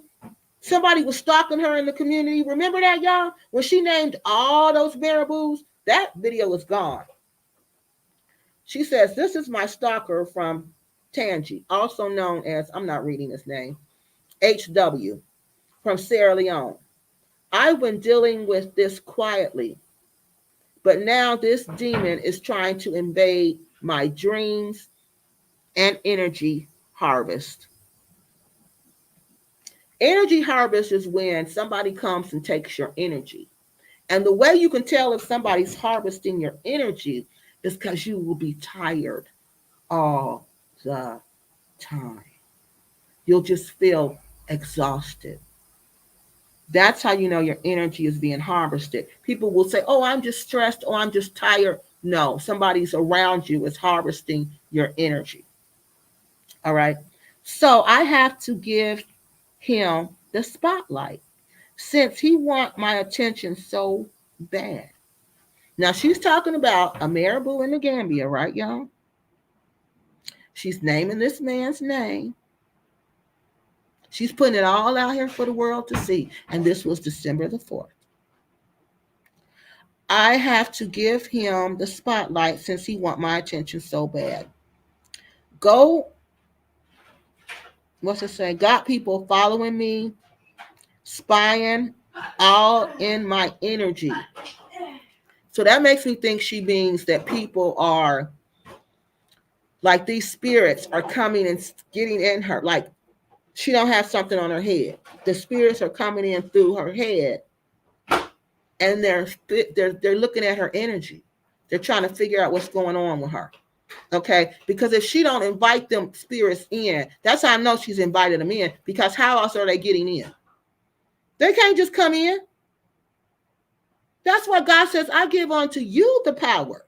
You have the authority to walk on scorpions. You can do that and not be harmed. I give you that authority. I give you that power. Humans have when you come in this form, you have a lot of power. You have free will. You can do whatever you want to do. Whatever you want to do. So why I don't understand how are these energy people, these spirits coming in, finding out about her energy unless she's inviting them in, and she doesn't realize she's inviting them in because she's dibbling and dabbling in all these different energies and all these different spiritualities, and now she done got lost. Got people following me, spying all in my energy. Back off or I will expose your secrets. You know I see right through you. You can't bind me. Now, a binding spell, I told y'all, and that's when somebody binds you up. Like, here's my phone. Can y'all see it? Let me see it. So it's like, this is my phone. So a binding spell. I'm going to take this, then they'll literally take a rope like this and wrap it around, saying your name and what they want, how they binding you to them. All right, that's a binding spell. So you can't move. You can't do nothing. All right, so she's saying they doing that too. All right, so let's go back to this. So she said, you can't bind me, your jinns. Jinns is an Arabic word for devils and demons. And she always talking about SCX magic. I think this lady has been abused in that way. I really, in my opinion, I really think so, because she's constantly talking about that type of magic, that type of abuse, and she said it.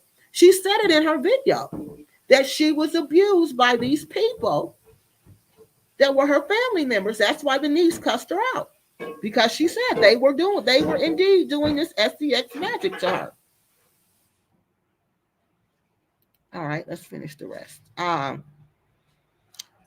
I call back my energy from all corners of the universe, from all low vibration people, and all spells return to their sender. And the comments is just people praying for her. So y'all saw there was 12 comments on there, right? There's 12 comments on there. So why aren't those 12 people concerned about her? Why aren't those 12 people writing on the video? That's what I want to know. Why aren't those 12 people saying something?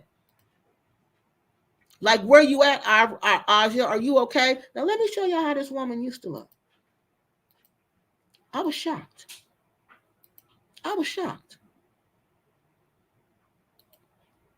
This is Aja. This is her. This is how she looks for real. Can y'all believe that? This is how she looks for real. I'm sorry, y'all. This is how she looks for real. This is how she looks for real. This is how she looked in real life before she went to Africa. These aligners are just whenever I put on new ones, it's hard for them to stay in. This is how she used. Look at her. Look how cute she is on this picture, y'all. I was sitting there. I was in my bed looking at this, saying, "Oh my God, what happened to you? What happened to you?" That's what I'm telling you. She was not like these people in the Gambia. She was normal. She was normal. Look at her. This don't look like the same lady. Look at her. Oh my God. Look at her right here, y'all. Look at her right here. This is Aja. This is her. This is how she really looks. And then she went to the Gambia. She went to the Gambia. And I don't know what in the world. I do know what happened. I told y'all what happened. She started playing with them spirits. She started getting involved with them spirits. And then she became this. Look at her now. Look at her now. Homeowners, how many of you have seen the Look at her now.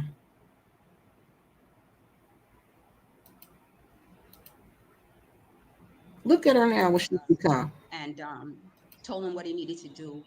He needed to also do a spiritual bath while he is taking these herbs. Now, this is something else that's interesting that I noticed. But look at her now. Look how she looks now. Now, I know we've been on here for a minute, but I want y'all to see something. I want y'all to see something. Okay, these videos, they ain't gonna take us that long, 10, maybe 15 minutes, okay? And I'm gonna go fast through them. I'm gonna speed them up. But I want y'all to listen to this. This is when she's talking about the spiritual attacks in the community, okay? And how the community has joined together to attack her. Again, this was what was the date on this one? And there was nothing after this.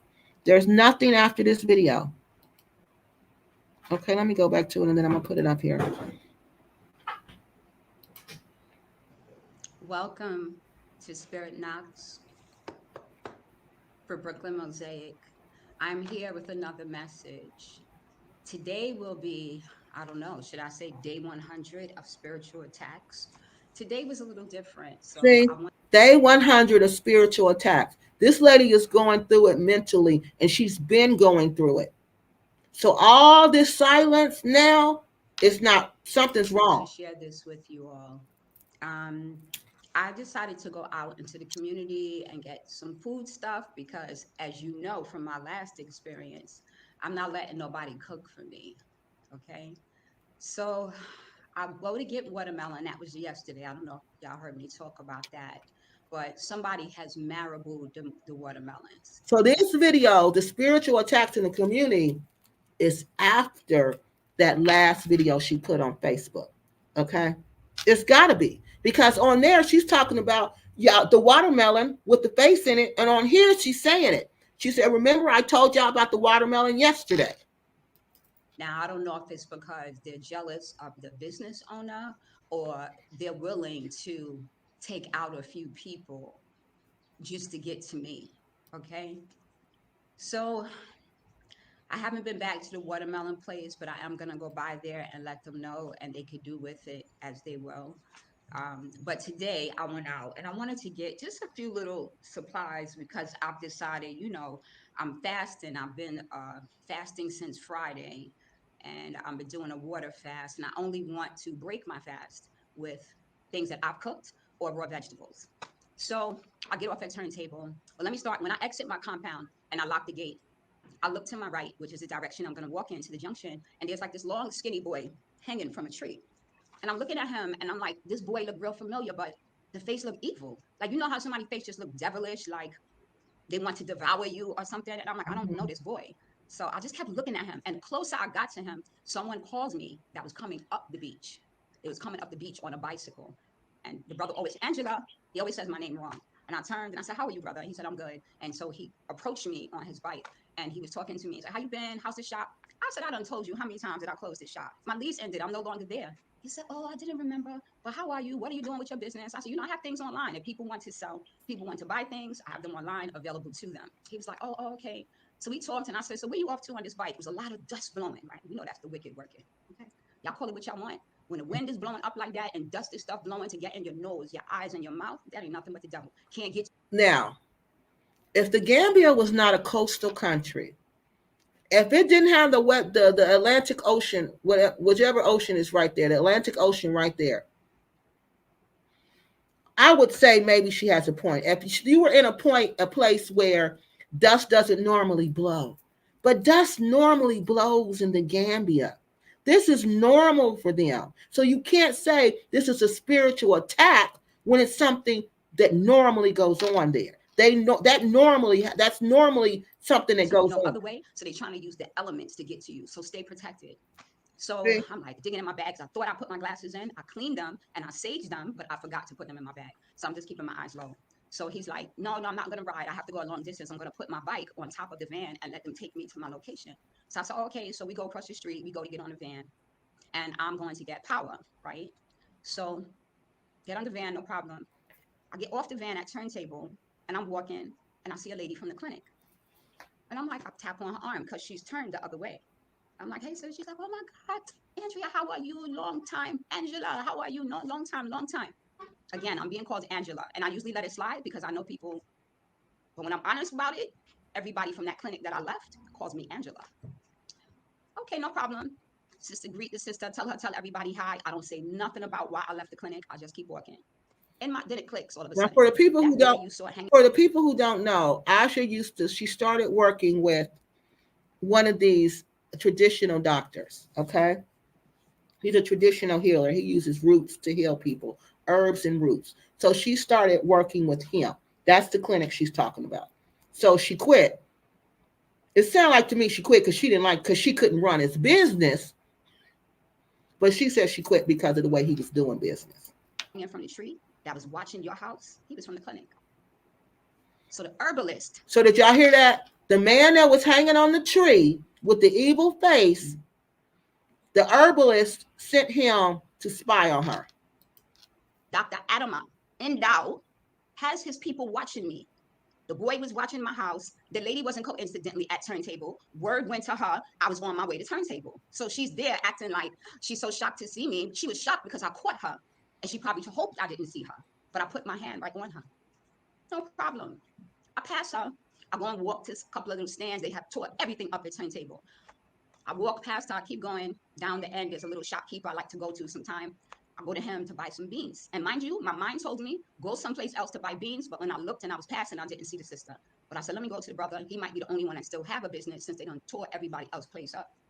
So I go around to him. And when I get there, I start feeling dizzy. So I'm like, listen, I need to sit. I've been fasting for, he's like, no problem, no problem. So he gives me like a bucket to sit on. So I sit on the bucket. I tell him what I need. I'm like, just give me a little bit of this, a little bit of that, picking up my supplies. Two little girls come. And one of them has on a Thomas the Train shirt. And I just smiled at her, and it was so cute. They were about the This same. when I start really feeling sorry for her, because now she's reminiscing about her family. Height. And I said the book for them, y'all are so beautiful. And they were like, thank you, auntie, thank you. And the one was buying like laundry soap for her mother, and the other one was there for a snack. And I said to the little girl, do you know Thomas the Train? And she said, and she smiled. I said, my son used to love Thomas the Train when he was little. I said, he had Thomas the Train has friends, and this boy had the whole Thomas the Train set with all the friends attached, the coloring books, the bed sheets, the towels, you name it. He had Thomas the Train. And they both just started laughing, And they got their stuff and they walked away. And then another man came, and the brother was still helping me. And I told him, brother, I said, listen, stop helping me. Help this brother. Help whoever you need to take care of, because I need to get my bearings, because I'm still feeling like I need to rest a little bit. So take care of your customers. I'm good. I'm not in a rush. He said, okay, thank you, sister. Thank you. So they proceed. They keep doing what they're doing. So next thing, a brother comes and he's almost like on his knees. He just looks so sick and so weakly, and he's bent down right, like not too far from me. So I say to the brother, I said, are you okay? He said, nah, I'm sick. I said, I see it. You look very sick. So I get up and I tell him to sit. He said, no, auntie, no. I said, no, you need to sit down because I need to look at you and I can't see you from this level. I need you to look up at the sky. So when he looked up, I look in his eyes and I told him what I saw. And everything I saw was what he said he was having problems with in his eyes. And a lot of it had to do with his back and his organs. So I explained to him what was going on. And then something was like, of course, show me your hands. And when he opened his hands, what do I see? Marabou in his hands. Somebody don't put a curse on this boy. I said, okay, so why can't you see the curse on her? You see what I mean? Why can't she see it on her? It's like Jesus said in the New Testament. Before you talk about the what is that? The twig that's in somebody's eye, get that big branch out of your eye.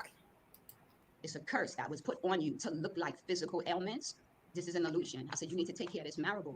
So I told him what herbs he need to get. Just the herb just comes to my mind like this is what he needs. And then there was a tree where we were at. And I said, you know what? It is not a coincidence that you are here with me. And this herbal tree is here. You need to get some of those leaves. Start with that. Boil it. And when you get home, get this herb and then look and see what other herbs are growing around you. Because the herbs that are growing around you are the herbs that will heal you. He was like, okay. All right, now look. I want y'all to see this next one. Because these are the last ones that she made. And she In the next 90 seconds. All right, let me see y'all. Let me see these comments. These are the last ones she made. I honestly think this woman is showing signs of extreme fatigue. But look how small she is. On this video, y'all, she was even smaller. Did you see her arm? Yeah, she looked malnutrition. Like she don't. But I told y'all, oh God, it's so hard to eat. And you be hot and hungry in the Gambia. I told you that she is eating raw. Raw. She is. She's doing some kind of fast flush her body. If she's eating raw vegetables, I don't know if she's getting the salt and the electrolytes to sustain herself. B12 levels would be low too. Yeah, everything. And all that has to do with your heart, y'all. Do y'all know that has to do with your heart beating? Your heart is a muscle. It needs all those electrolytes to beat. Something medical could be going, yes, but we don't know. We don't know because our counterparts in the Gambia won't tell us. And I know they know because everybody knows everything in the Gambia. Everybody knows, or low iron, yes. These people know. She had a group of friends over there she was dancing with. Oh, low blood pressure. I bet you she do have low blood pressure. Because look how she looks. She passed out, had a nap, got up, then felt dizzy. Her blood pressure may need, yep. But see, instead of her saying that, what does she say? What does she say? They putting a spell on me, y'all. They putting a spell on me. She is not that important to be watched. She is just paranoid.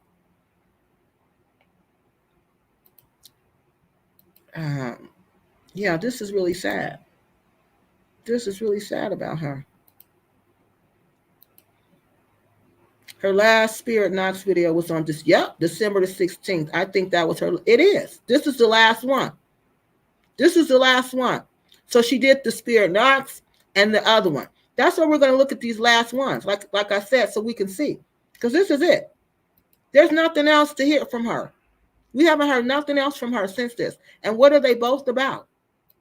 Somebody's trying to get her. You can tell Anja really means well. Mr. Uganda says she really means well. She's always stuck into her own corner. Yeah, she does. Well, no, on YouTube she's sticking her own corner, but not in real life she don't. In real life, she's trying to regulate everybody's behavior but her own. Gambians out there snatching souls. I don't even know I don't know. It sounded like her problem started when the Gambian man. Yep, that's what I think too. Because she wasn't involved with nobody. She kept telling them no. When she would go to the beach, the monsters would all try to get with her, but she always told them no.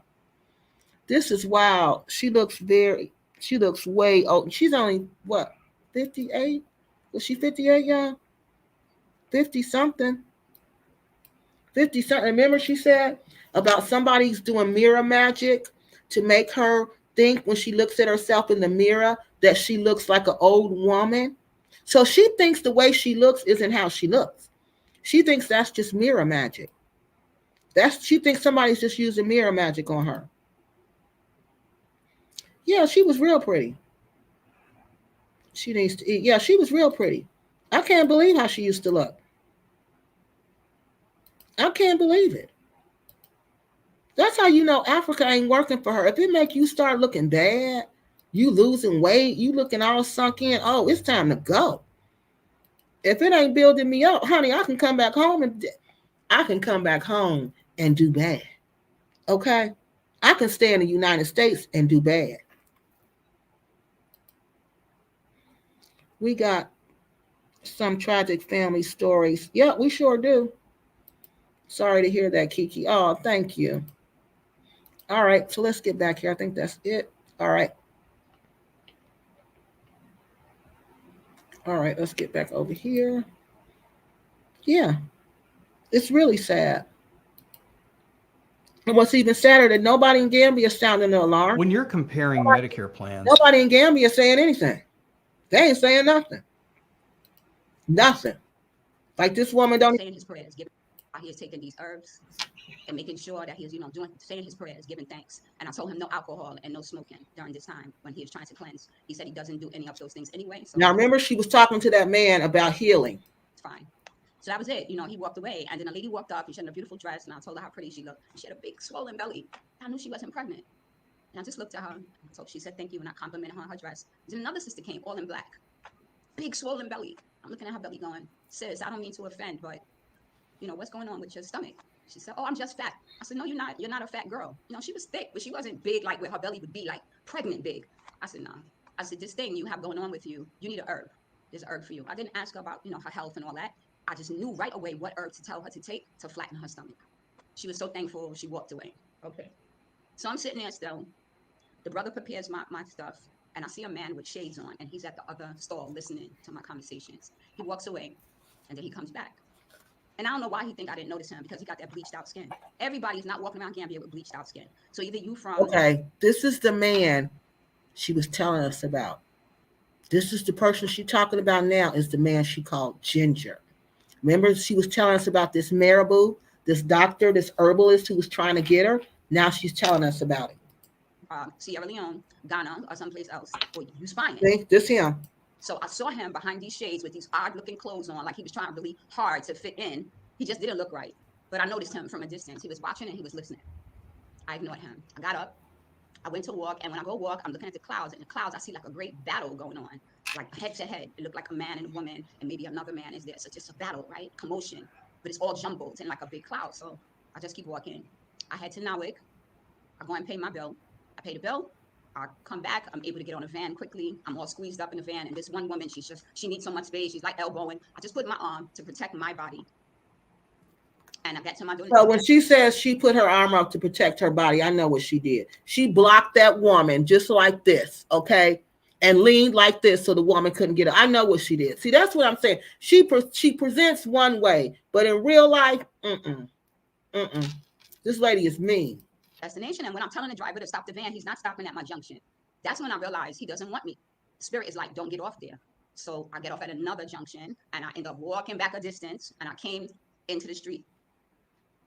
So I come into the location, I walk to the house. When I get to the house, there's a lot of workers outside because they're working on the 3 buildings around me. I get to my door, open a compound gate, I step in, and something is like, you had a lot of dust blowing in your face, you had stuff blowing in your nose and your hands.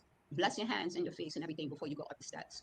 So I go to the water fountain, which I don't usually do this, and I wash my hands with the water. It was warm, and I wash my face. I'm giving God thanks. I'm cleaning my nostrils, and I see something on the ground, and it's 3 rocks, 1, 2, 3, in a row next to each other. I see the energy on the rocks, so I know it's something, but I don't know what. So there was this rubber thing, and I took the rubber thing, and I moved the rocks. No sooner did I did that. I walk, I get to the bottom of my steps. By the time I get to the 2nd level, I feel something strange. By the time I get to the 3rd, it's kind of a struggle. I make it in the door, and I'm like, what is this? When I tell you this thing hit me like I was so dizzy, all I could think was, put your bag down, go lay down, and settle into this. When I looked up, I was in my bed, meditation, and I'm like, how did I end up here? And I said to myself, this was probably something that was supposed to kill me. You would come in your house and drop dead, and nobody would know. People would not even suspect a thing. And that's exactly what's going on, what she just said. People are coming in their house and just passing away, and nobody's knowing. Because this type of Marabou would take you out like that. But I keep telling these clowns, I'm not your average human. I am an earth angel, and y'all keep playing with me so you can. So she's not your average human. She's an earth angel. Now we're supposed to believe that somebody that God sent down here to be on a mission from God, from him, to be one of his anointed messengers, to do his work. We're supposed to believe that he will let you get attacked like this. He will let you look like this. He will let you sound like this, people. No, this is not none of God. This is her. This is the thing she's decided to do. God has not sent her to do none of this. Because you can tell by the way she look. You can tell by what she's going through. God ain't in this. You just revealing yourselves to God. You're revealing yourselves to me because I had already said, I don't want no drama. I don't want to accuse nobody falsely, but I know when I was at the clinic, certain things was taking place that was making me uncomfortable, okay? And I'm gonna get into those things in the third part of this. But I'm a type of person that if you do something I don't like, I really try to look at it from both sides. I try to look at where you at in your journey. And I'm like, I don't have time for this. Really, I don't want to entertain this. I don't want this energy. So I'm gonna just walk away and leave it alone. Honey, people here, they're not gonna let you walk away from them. You don't get to walk away. Mm-hmm. You say something somebody don't Told like, you. they eliminate you. Told y'all. Okay, that's simple. Told y'all. You talking a little too much about something that make them uncomfortable, Yep. they will eliminate you. Told They you. will terminate your life just like that. Yes. Not stop talking about that. Let's have a conversation. Or you need to move. You are not wanted in this community. No, you die. You hear me? Dead. There's no respect for the life that God, Allah, has given to you because they decide they have that control. So I want to get into why I walked away from Bruford Herbal Clinic with Dr. I'm gonna use that with quotes because he ain't no damn doctor. Adama Endow, the herbalist, the head of the. Now, who else was doing this? Naming names. High power people in the Gambia, business people in the Gambia. Veronica. Circumcision proceedings that holds the big gun with the motorcycle, got all these connections with the police. He ain't nothing but running a coven. He got all these connections with the police. He got all this power. And you from the... Sorry. Y'all know I can't get carried away with these aligners in my mouth. All right, let me say it the right way. He has all this power in his country. He's basically calling the shots in his country. You're from the United States. You're a woman, single woman. You don't even have a Gambian husband to speak for you, to take up for you. You think you can go up against this man. And he got friends everywhere. It's a coven. It's a low-key coven. Okay, now let me tell y'all. Do y'all know what she just said? Do y'all know what a coven is? A coven is where witches live. She's basically saying this man practices witchcraft. He's an herbalist. He says he's an herbalist. She basically just said, no, he's not an herbalist. He has a coven, which means he is a warlock, and the women there are witches. Okay? And apparently I've been selected as the sacrifice. At least that's what he thought. He didn't know who he was dealing with. See, everybody I come in contact with is because God intends me to come in contact with them to see where their heart is, to see where their integrity is. And when they throw a personal attack at me, baby, you already know what time it is. God is not happy. So every business, every one of your flunkies, as my mother used to say, everybody that associated with you that was a part of this, your family members that were a part of this, all of your little clones and your mini-me's, everybody involved, towers will fall. You're doing manifestation wrong. Okay, y'all. So she's talking about the doctor. Remember, this is the last video. That's the last video she did. Did we finish too? Oh, hold on. That wasn't the end of it. And you just revealing yourselves to God. You're revealing yourselves to me because I had already said, I don't want no drama. I don't want to accuse nobody falsely. But I know when I was at the clinic, certain things was taking place that was making me uncomfortable. Okay, we saw that part. From them. You don't get to walk away. You say something, we saw that part. Walked away from Bruford Herbal. We saw that part. See, everybody I come in contact with is because members that were a part of this. All of your little clones and your mini-me's. Okay. Now, let me show y'all. Now, y'all know who she's talking about. Remember, I just read it to y'all about the man. Remember, she posted this on her Facebook page about this same man. This same man. She said the very same thing. She said, this is my stalker. Ginger from Tangi, also known, I'm not going to, oh no, this is another one, y'all. The name she got right here, HW, she gave this man sound like he got a Gambian name. So there's two people she's accusing this of trying to unalive her. This man she's calling Ginger, HW, and this man right here, Mr. Endow. Well, what did I do? Hold on, y'all. I don't know what I did. Okay, so let's go to the third one. Welcome to Spirit Knox for Brooklyn Mosaic. So I'm here with the third part of this series, and I left off talking about why I left the Bruford Herbal Clinic. So first of all, there were issues with hygiene, and I put some protocol in place to exercise a universal. Now see, this right here, this let me know she was trying to run it. She was overstepping her boundaries, okay? Because she just said, I put in place. There was not this there, so I put in place. This is this man's business. How are you going to his clinic and running things at his clinic? Standard of cleaning. I would bleach out all the buckets that were touched by the patients, make sure they had fresh water. I would wash the cups and soap and then soak them in bleach and then rinse them. And, I put all of these things in place because they weren't doing that before. They would even let people come from the street and drink from the same cups that the patients are using to have a cup of water. I'm like, you can't do that. I recommended that they buy bleach because that is the cheapest thing to get here to really sanitize with. I'm like, if you run in a hospital setting, you have to have certain standards. My other thing was the confidentiality piece. People would come into the clinic and he's doing like cupping treatments right in the middle of the yard. So I'm telling the person, stand back. He's working on a patient. He's letting them come and have a whole conversation while he's working on his. Because it's different customs in Africa. You see what I mean? She doesn't even know. She needs to stand back, be quiet, listen, and learn. Not go over there and trying to run it like we run it here. Intimate procedure with other people present. I'm like, that's not cool. Like, I'm not used to that. I'm used to when you do things for people in private, nobody should know what service you are providing for them.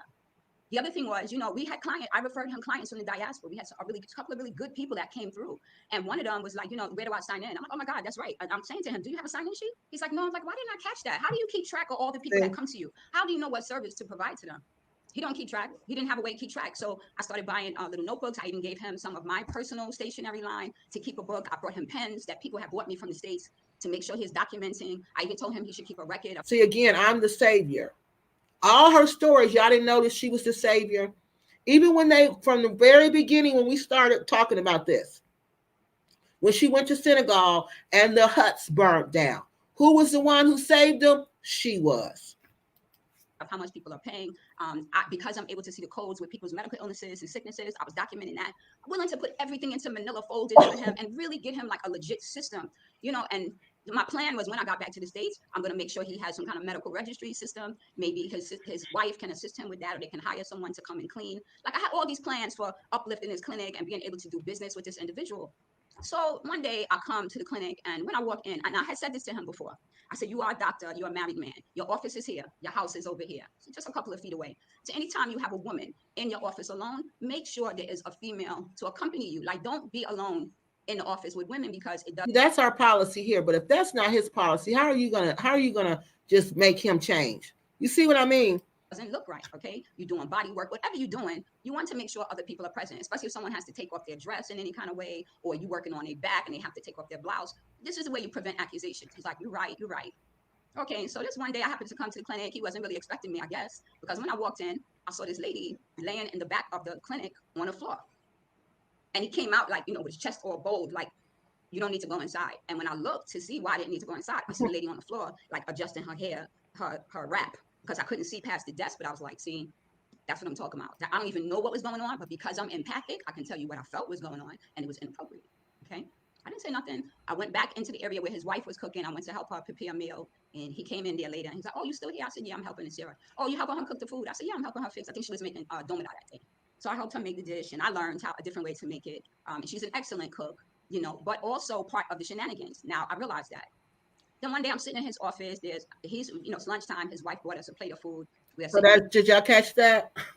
Now she done accused the wife to be a part of it too. Eating. I'm sitting in a chair. He's sitting in the middle. The other lady sitting on the other side. So I'm thinking, why did he choose to sit with the three of us like this instead of him sitting on the other side of the table? Like, that didn't make sense to me, but it's his choice, it's his food, so I'm not arguing. I just felt like we didn't need to be squeezed up like that when there's a table between us. So I'm sitting there, and all of a sudden, I'm feeling like I want to get up, but I can't get up. I'm like, what the fuck? What is this? What is this? That I want to get up. Then this feeling flushed over me like jealousy, like he's talking to her. And I said to myself, why would you care if he's talking to her when you don't even like him? I said, oh, they slipping something in the food and the tea. He always so urgent, have a cup of tea, have a cup of tea. First it started with just water and lime. Oh, just have some water and lime every morning. It's good for your system. You're absolutely right. Water and lime is good. But now you switch the tea to some other type of tea. And I'm like, oh, what kind of tea is this? And every morning it's the same kind of tea. Oh, it's good for your system. Who's going to resist the herbal tea? Okay, let me drink this herbal tea. But then the tea ain't working on. But is she watching them make the tea? Are they all, is he pouring it out the container and the tea kettle, and he's pouring it like they do it, pouring it back in and doing all that? Because if he's doing all that the way they make tea, I don't know how he could poison it. And if they're not making the tea in front of you, like with the guy in Cameroon, they didn't make the tea in front of him. They brought it to him. It was already poured in cups. No, I'm not drinking that. No, I'm not drinking that. I'm not hungry and I'm not thirsty. That's what my parents in Cameroon taught me to say. They taught me that. When you go to people's house in Cameroon and they ask you for food, no, thank you. No, thank you. I'm not hungry. I already ate. You want something to drink? No, I've already drank something. No, thank you. Yeah. On me, because I'm designed that way. So now I'm like, you know what?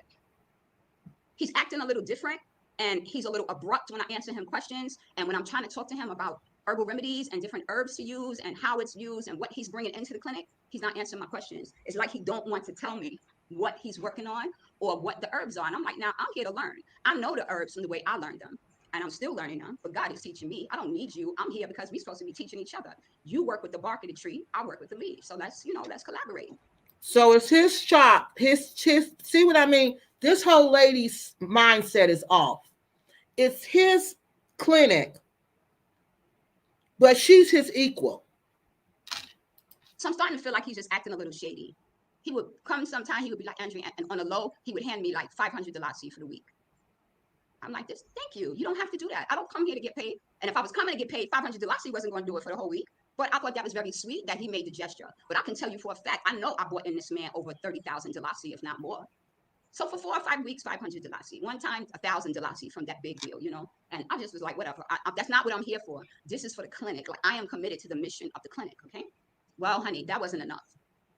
Because this man's thing was, I want to control you. I'm going to bind you, whether it be for a wife, for your finances, wow, for a sacrifice. Another time, I saw a group of men. And y'all know this person I'm getting ready to have come on our show on, I think he's coming on Thursday or Friday. He specialized, he went to school for African spirituality. He actually lives in Ghana. He's a priest. He's actually a spiritual priest in West Africa, but he's an American. Okay. He's going to come on and talk to us about this. And I was just telling him different things about it. He said, the first thing I know, how I know these people are not real, is because he said in Ghana, if you tell somebody you're going to put a curse on them, if you tell like what Black Acres did to me on live YouTube, call themselves putting a curse on me, juju, whatever she did on you, boo, whatever, boo, boo, juju on you. He said if she would have done that in Ghana, she would have been arrested. What this lady is talking about, accusing this man of witchcraft, that's a crime. He said you can't do that. So that's how he says, I know these people are not serious or know what they're doing by the way they throw around witchcraft, curses, and all these things that they talk about. Gathered around when I came into office, and I just kind of looked.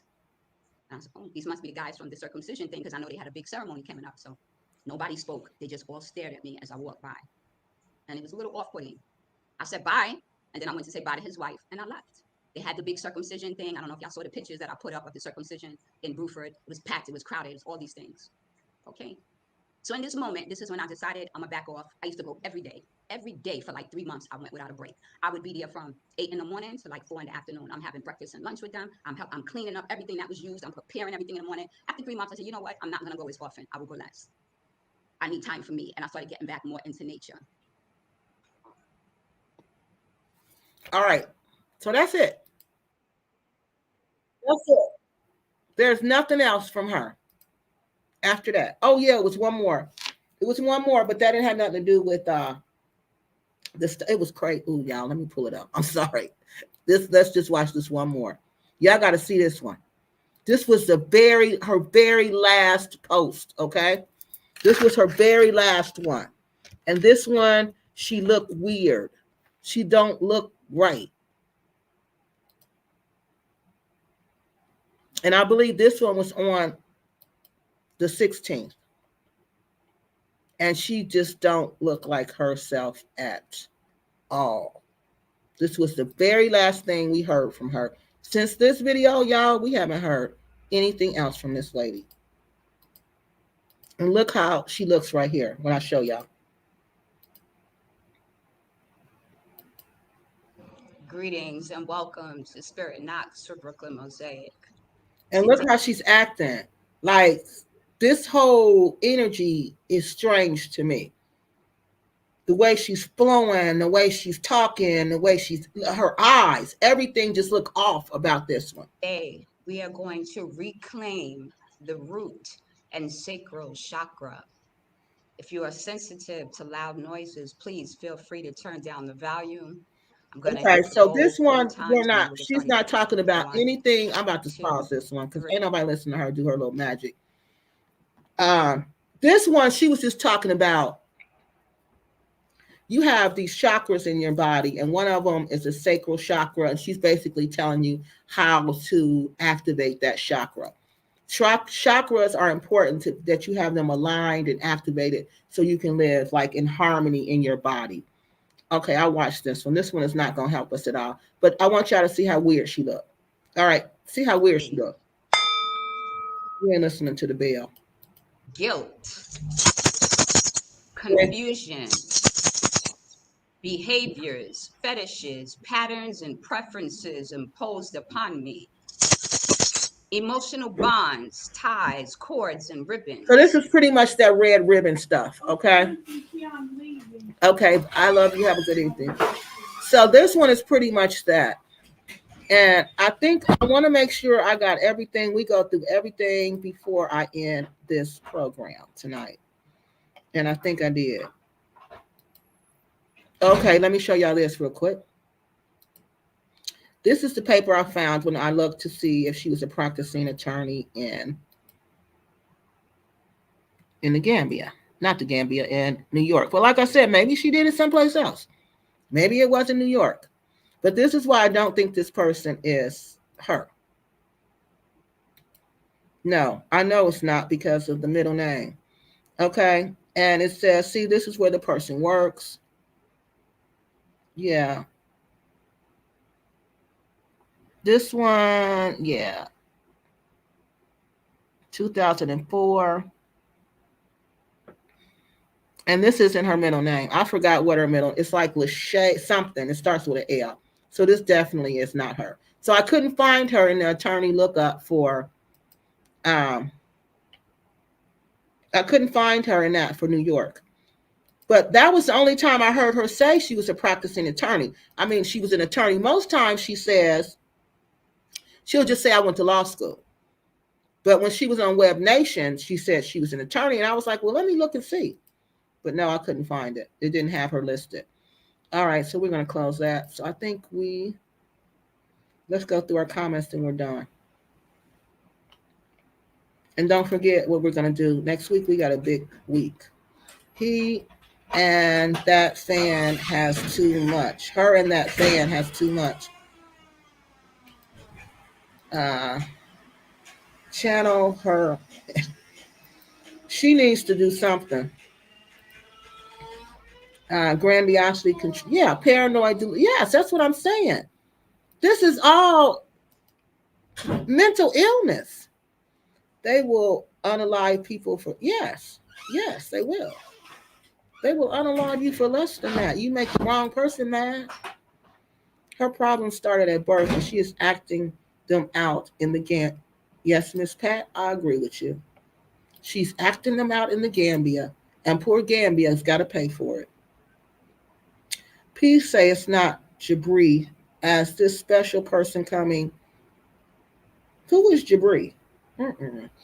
No, this is a grown man. His name is Nana Coco. I can't remember the last part. No, it's not. I don't know who Jabri is as a spiritual person. Oh no, the spiritual person is from Ghana. He lives there right now. He has a double masters, and I believe it's in African spirituality. He is. He owns land in there. He's doing what Bag said they were going to do. He's doing that, and no, he went to the university here to study it, and he went to Ghana, and he lives in northern Ghana. He lives in the village. Her problems. Okay, we read that. So no, it ain't him. I don't know him. They will. Okay, how did I get way back up here? Okay. Oh, I think that was it. Was that it, John? And so, yeah, that's it on the comments. All right, so look, next week we are going to have. All right, next week, this is how it's going to go. We're going to have the spiritual man, the spiritual priest, the West African spiritual priest. He's a traditional spiritual priest. Okay, he's going to come on here and he's going to talk to us about African spiritual. He's going to talk to us about black magic. Okay, I told him he might have to come back a couple of times, but I told him we really want to know more about black magic because that seems to be what our people are doing in Africa. So he's going to come to us and explain to us exactly what black magic is and how it works, and then on either Saturday or Sunday, I've got to confirm the date, we're going to talk to Mary's family, okay? Mary is the last lady who passed away in the Gambia, okay? Her family wants to come and present the information to you all, and they want to know what you all think, okay? So y'all be really lively in the comment section like y'all are, like you guys always are. They want you guys to say what you think is going on here. Okay?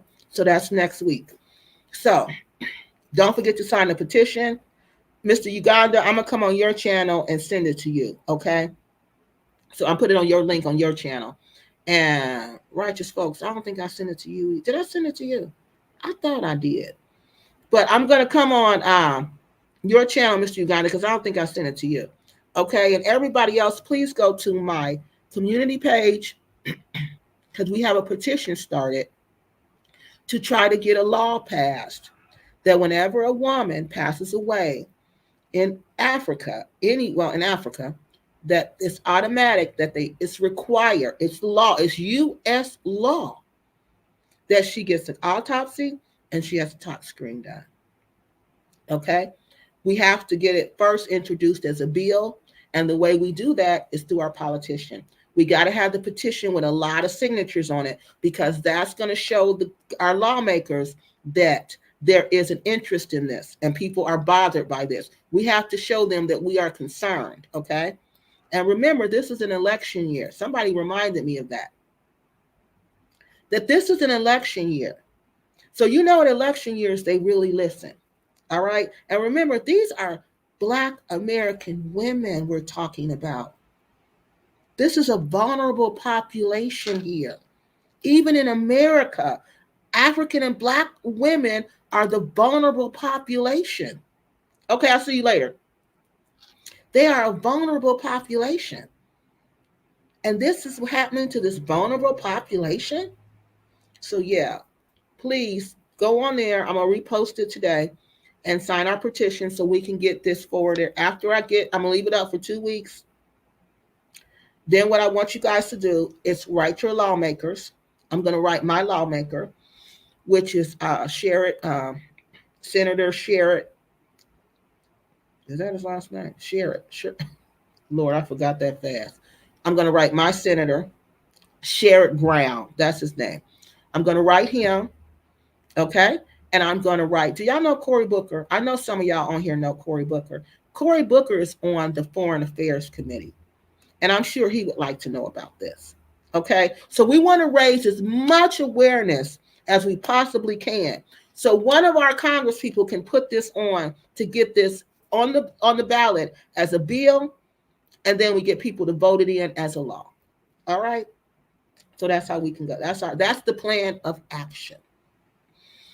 Okay, y'all, that's all I have for y'all tonight. Thank you for staying on here. And we pray that Anja, please get in touch with somebody.